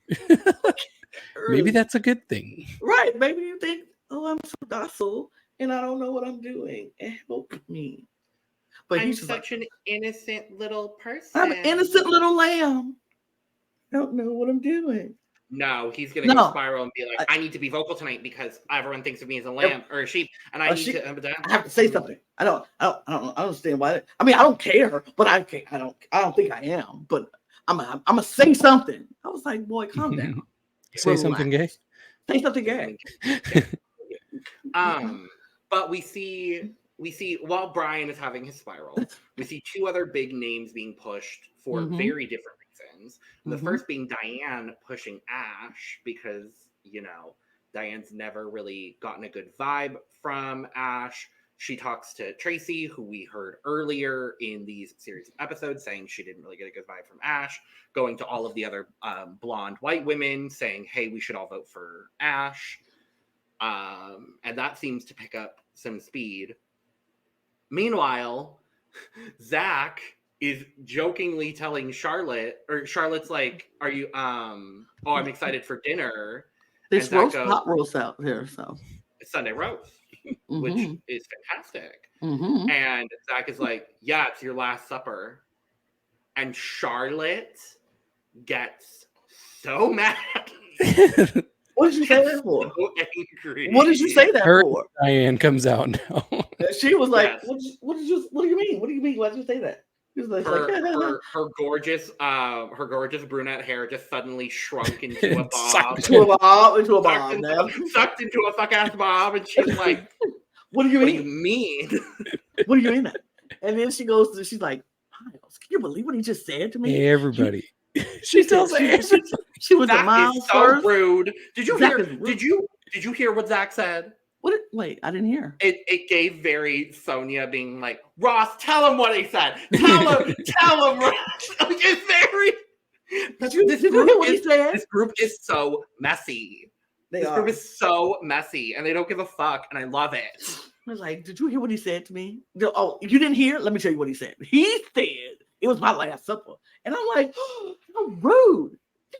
Oh, you came in. Did you hear what he said? He said it was my last supper. How would he know that? I think he's a traitor. He's so rude. Oh my God, you didn't hear what he said? Because I'm going to tell you what he said. I mean, she told everybody. I was like, Jesus, Charlotte. Girl. Calm down. She was so, oh my God. It was so funny. Zach, I tell you, Zach can't do nothing. Zach can't breathe in this house. They won't let that man be great at all. They are on him. But he has a friend. He has a friend who let him know. Jasmine comes to his rescue, and she's like, you got to be careful with your sense of humor because not everybody gets it, and people are blowing things out of proportion that you're saying, so just be careful. I'm like, come on, Jasmine. I really appreciated this from Jasmine. I don't know if y'all caught a vibe or I was just making it because I feel like Zach kind of liked Jasmine, and he was kind of like, I mean, what, you don't feel me? She was like, I mean, I'm not upset. I feel it. It's fine. Come on, Traitors show, man. I was like, oh, am I go? All right, Zach, shoot your shot. But it was so cute. But she was like, no, for real though. But like, seriously though, bro, you need to calm down. For real. Like for real, you need to calm down because people are not vibing with you. And he like, you think? She was like, I was like, okay. I felt you too, Dave. I was like, okay, Jasmine. Yeah. Let them know. Let them know. Just because you need your allies. And she's like, I want to be that for you. And I need you to be that for me. But I need you to calm down. He a good shield to have. So I would want to keep him too because they always go for him before they go for me. Right. So she's doing right. I appreciate that about her. I was like, get him, Jasmine. Get him, Jasmine. Get him. I think my favorite thing to come from this like pre-dinner thing was when they were all talking about the roast and Ross is like, yeah, my mom, she really doesn't make good roast, with Diane sitting right behind. And then she like you should come to my house. Yeah. She's like, you should come try my roast. Sunday roast. It was delicious. I was like, he was just talking about your nasty roast. He just said your roast was nasty, girl. And nasty ass dry roast. You ain't put no seasoning on it, just some salt and pepper on the roast. How funny would it be if Diane at the round table was like, I'm voting for Ross because he doesn't like his mother's roast. I've been like, oh. And I. Ooh. But no, we go to the round table. Oof. Spiral City Part 2. This is one of the craziest round tables I've seen in 7 seasons of the Traitors that I've watched. I've never seen a spiral like this on any show in my entire life. And I watched a lot of reality shows. This was the spiral that just, I don't even know where it came from. Like, why? He should have just sat there and ate his salad. Like, just sit there and eat your salad, boy. And it would have been, no, Mr. I need to speak first. I need to say something. And he didn't even say anything. Nothing. He didn't even throw out a name. I was like, oh, he's really going to come and push hard. And no, it was about him not being a sheep. Everybody else forgot, dude. So weird. It was the weirdest thing. He was just like speaking in circles and riddles and nothing making sense. And he's just like,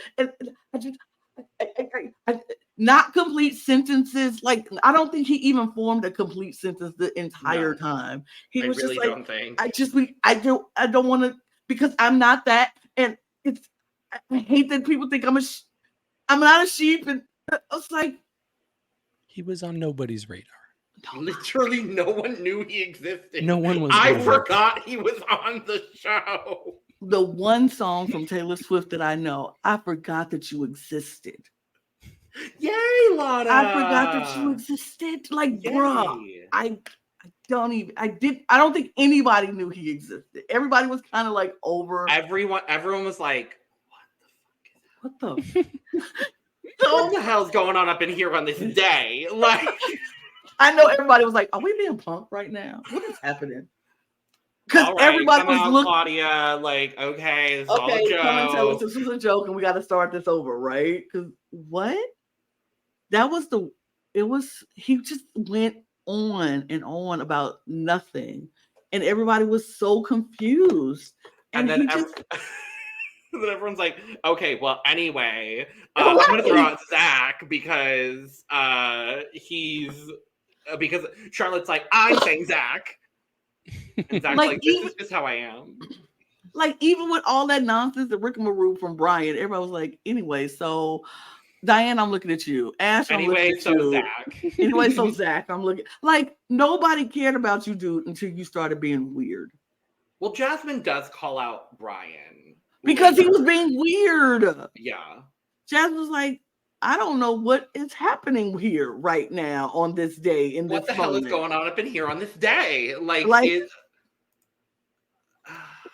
heck is happening? So you know what? Yeah. I think you projected a little bit, bro. So I'm gonna put it on you. Like, which honestly, I would have did the same thing. Especially if I didn't really know who I was voting for or who I think is the traitor. I would have been like, you just making me uncomfortable. I don't care if you are faithful. You just freaking me out. So you need to go. Yeah. So we see a lot of the names that have already been thrown out get brought up during this roundtable. Zach gets brought up. Diane gets brought up. Ash gets brought up. And then Ross decides to call out Meg. You haven't said anything. And this was the one that I was like, this is a little random, but okay. And Meg is like, well, I'm just not, I'm not a confident public speaker. Like, this is not a forum where I thrive. And I understand that, having been someone who used to not be that way. And then Jasmine is just like, well, then what use do you have as a faithful? And I'm like, oh, Jasmine! Right? I was like, oh. Literally the epitome of ow. Jasmine is a tea clocker. She is a baby. I have never clock your tea. Like, I have never said "oop" so many times at a round table than I did at this one specifically. I was just like, "Oh, baby!" They was clocked. When she said, "Well, what are you? Are you a useless fake? What do we have for you? Like, why are you here?" I was like, "Oop." I don't want somebody that. Go ahead. We also, I don't understand why some traders just stick their neck out there when they don't have to. Like, because Paul calls out Jazz. I'm like, that's random. For what reason? Why? He was like, he was like, well, we should probably focus on like the quieter personalities too. And that also ends up prompting Ross to call out Meg. But it's then, like when he called out Jazz, and I was like, oh, why? But then Jazz just made me swoon. He was like, oh. And they're like, do you want to defend yourself? No, I don't need to. I don't need to. And I was like, you better work, Jazz. Brian, take notes. I was like, oh yeah, Brian. I think I fell in love for a second. I was like, oh, is this what love feels like? Because then, okay, I need to. We're gonna do another skit if people are okay with that. Okay, of course. Lana, I'm gonna need you to be Claudia. Okay. And David, I'm gonna need. Who do I need you to be? I guess I could be everybody. You're everybody, and I'm Brian. Okay. So, mainly Charlotte, I think. Yes. That's who I mainly am. Sure. Because I'm sitting right next to you. Yeah. Yes. So they're going on with the situation, and you can tell that like time is about to run out because Claudia walks up, just like So, I just need to. I'm gonna be a little bit selfish here for a second. I just need to know like if everyone thinks I am or I'm not. I just need to know, like, I don't know. I just need everyone to know, like, am I or am I not? What is everybody Am I or saying? amn't I? Am I or amn't I? Like, I... Wait, I gotta be Anthony. Am I or amn't I? Am I or amn't I need that on the soundboard. Am I or amn't I? Feel free, because I support it. But I gotta be Anthony. What, dude? What? Am I or am I not? You took the time to talk about you? I'll be Paul, because Paul's just like, what? Claudia's like, okay, time's up. I'm just like, what is happening? I honestly was kind of mortified for I felt so bad for him. Like, yeah, it was beyond anything. Like, at this point, I'm like, wow, he just is not good in social situations, and it's kind of painful to watch. If I was Brian, I would have just got up and walked out. Like, you know what? I'm done. I thought he was going to vote for himself, honestly. I would have voted for my. I thought he was going to do it too. I did too. I was like, it would have saved a lot of time. But then his random a vote for Paul. Okay, we gotta get into this vote. Well, okay, vote. Paul voted for Paul. Stop it. What? No. Okay, we got to get into this random vote. First vote. Okay, so this vote and the chaos of this roundtable led to a chaotic vote. The vote ends up being 4 to 4 to 4 to 3 to 1 to 1 to 1 to 1. Now let's go through who all voted for who. Andrew voted for Ash. Makes sense. Anthony votes for Zach, and Zach is the person that ends up getting 3 votes. Mm-hmm. Understandable, given the round. Right. Ash votes for Diane. Makes sense. Brian votes for Paul. Out of nowhere, and he's like, I just don't know, and like, I'm voting for you, Paul, and I just hope that like after this, if I'm here, like I can just like explain everything because I really want to explain it, but I don't know. Like, you're an idiot. Okay. Charlie votes for Diane, which kind of caught me off guard because Charlie was one of the blonde women that was going along with the Ash plan. And I was like, oh, okay, that's fine. Charlotte votes for Brian. Sure. Diane votes for Ash. Sure. Evie votes for Ash. Sure. Harry votes for Zach. Okay, sure. Jasmine votes for Brian, obviously. Jazz votes for Brian, obviously. Johnny votes for Brian, sure. Meg votes for Diane, which I guess makes sense given, everything that happens. Miles votes for Zach. Sure, trying to throw it on someone who's not going to get, doing the traitor thing. Molly votes for Anthony. Guess she was in the blonde white woman train who was Golo. So. But she's like of the blonde women, she's the one I like the most. It's unfortunate. Paul votes for Jazz. I guess also to throw a vote? I don't really know. Okay.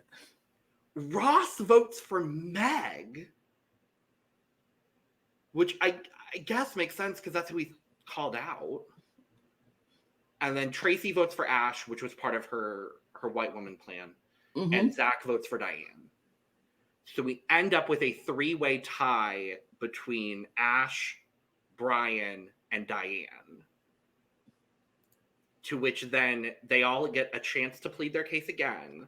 And Claudia tells us that if the vote is not broken, it comes down to chance.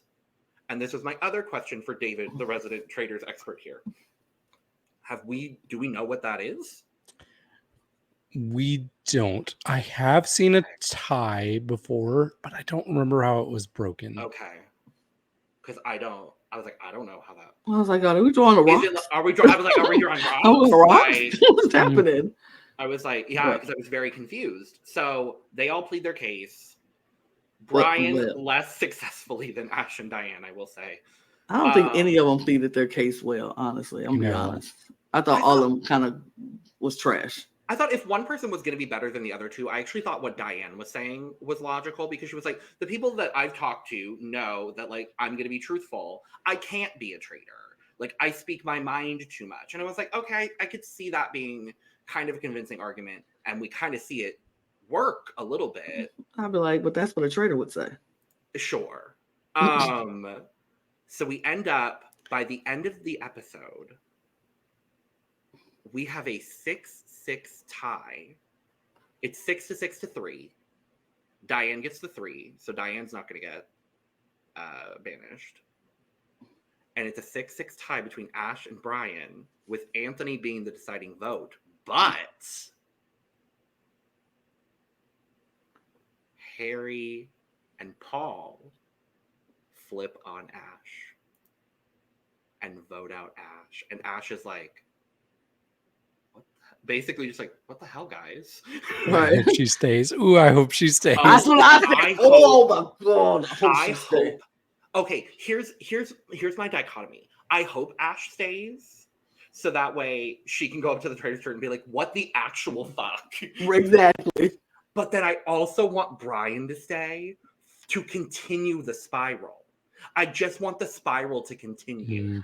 I'm over the spiral. But my preferred outcome is feel Brian. Bad for him. I kind of want him out of his misery. I kind of want him out of his misery too. Me too. I also kind of hope, because Anthony is the final vote, I hope he votes Diane. And I hope it comes down to chance. I just want to see what happens. I want to see what happens too. Like, what chance are now Ash and Brian safe and everybody else is up for elimination? Or what if they're safe and then it's the next person, so it would be Diane? Uh-oh. If that's how Diane goes out? No. I don't want that. But I almost feel like they wouldn't have shown that if it doesn't go down to chance. Right. I'm like, I feel like we wouldn't have got that information. So I'm just like, and of course they leave us on a cliffhanger, obviously. But yeah, I'm like, I kind of think it's Brian. I kind of think Anthony is gonna be like, yeah, dude, you freaking me out. You weirding me out. I don't know what to do with that. But I kind of want Ash to stay for the reason of going back into that Traitors tour and like, seriously. Now I'm coming. Is this what we doing? We coming for each other? I really want it to be Miles and Ash versus Paul and Harry. Like, I want that. I want that so bad. I'm like, oh. I was just because they can't just come out and say it, but they can so hint at it. You all need to watch season 2 of Australian Traitors, because it happens multiple times where traitors are targeting each other, but they don't go. And so you just have fireworks up in the Traitor Tower. I love that. Multiple times. I love that. That's what I want. That would feed my whole soul. If it's Brian, he goes and Ash gets to go back to that with them, and her and Miles are like, what the actual, like, seriously, what the hell, guys? Right. Like, Miles is like, y'all ain't gonna tell me. Like, y'all just go catch eyes with each other and make. Yeah. Ash who did Miles vote for in the tie? Brian. Brian. Because the only Diane votes. Zach voted for Diane in the tie. Meg voted for Diane in the tie, and Charlie voted for Diane in the tie. Who did Anthony vote for the first time? Zach. Okay. So he has to switch his vote. So crazy. Oh, all of the Diane votes stayed Diane votes. Yeah, this cliffhanger actually made me anticipate what's happening next, what's going on next. Like, I'm like, I can't wait for the next episode. I'm like, we have to wait a whole week, and I'm like, but I'm mad about it. But in that time, we'll have so much more Traitors happening. Right. Because by the end of next Friday, we'll have 6 episodes of Traitors in that 1 week. And you know what? I'm looking forward to every episode. Oh, I'm so excited. I'm loving this season so far. Hence why we spent 2 hours talking about it. But that's that. Let us know in the comments below. Who do you think is getting banished? Do you think it's Ash? Do you think it's Brian? What do you think the tiebreaker is going to be? Who are you loving so far? I think I would say my standout overall across these 3 episodes, I think my number one standout, I think maybe has to be Jasmine. Mostly for that second and third. Paul and Diane for me have been the biggest standouts. I'll say Jasmine and Sonia, even though she's no longer here. I liked Sonia. Yeah, for me, I think it's probably Paul and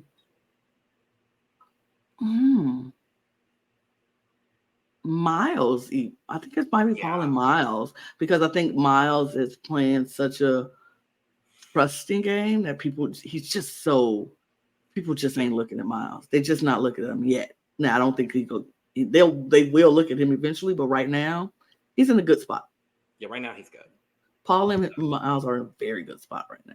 Yeah, but let us know who are you rooting for, all those things.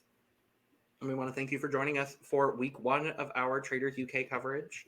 We'll be back same time, same place. Probably still the 3 of us, maybe with some special guests. Ooh. And we'll be talking more things Traitors UK. In the meantime, make sure to subscribe if you have not already. If you've made it through 2 hours and 14 minutes and 46 seconds of this podcast episode, you should probably subscribe because you're clearly entertained because, hi, we are entertaining.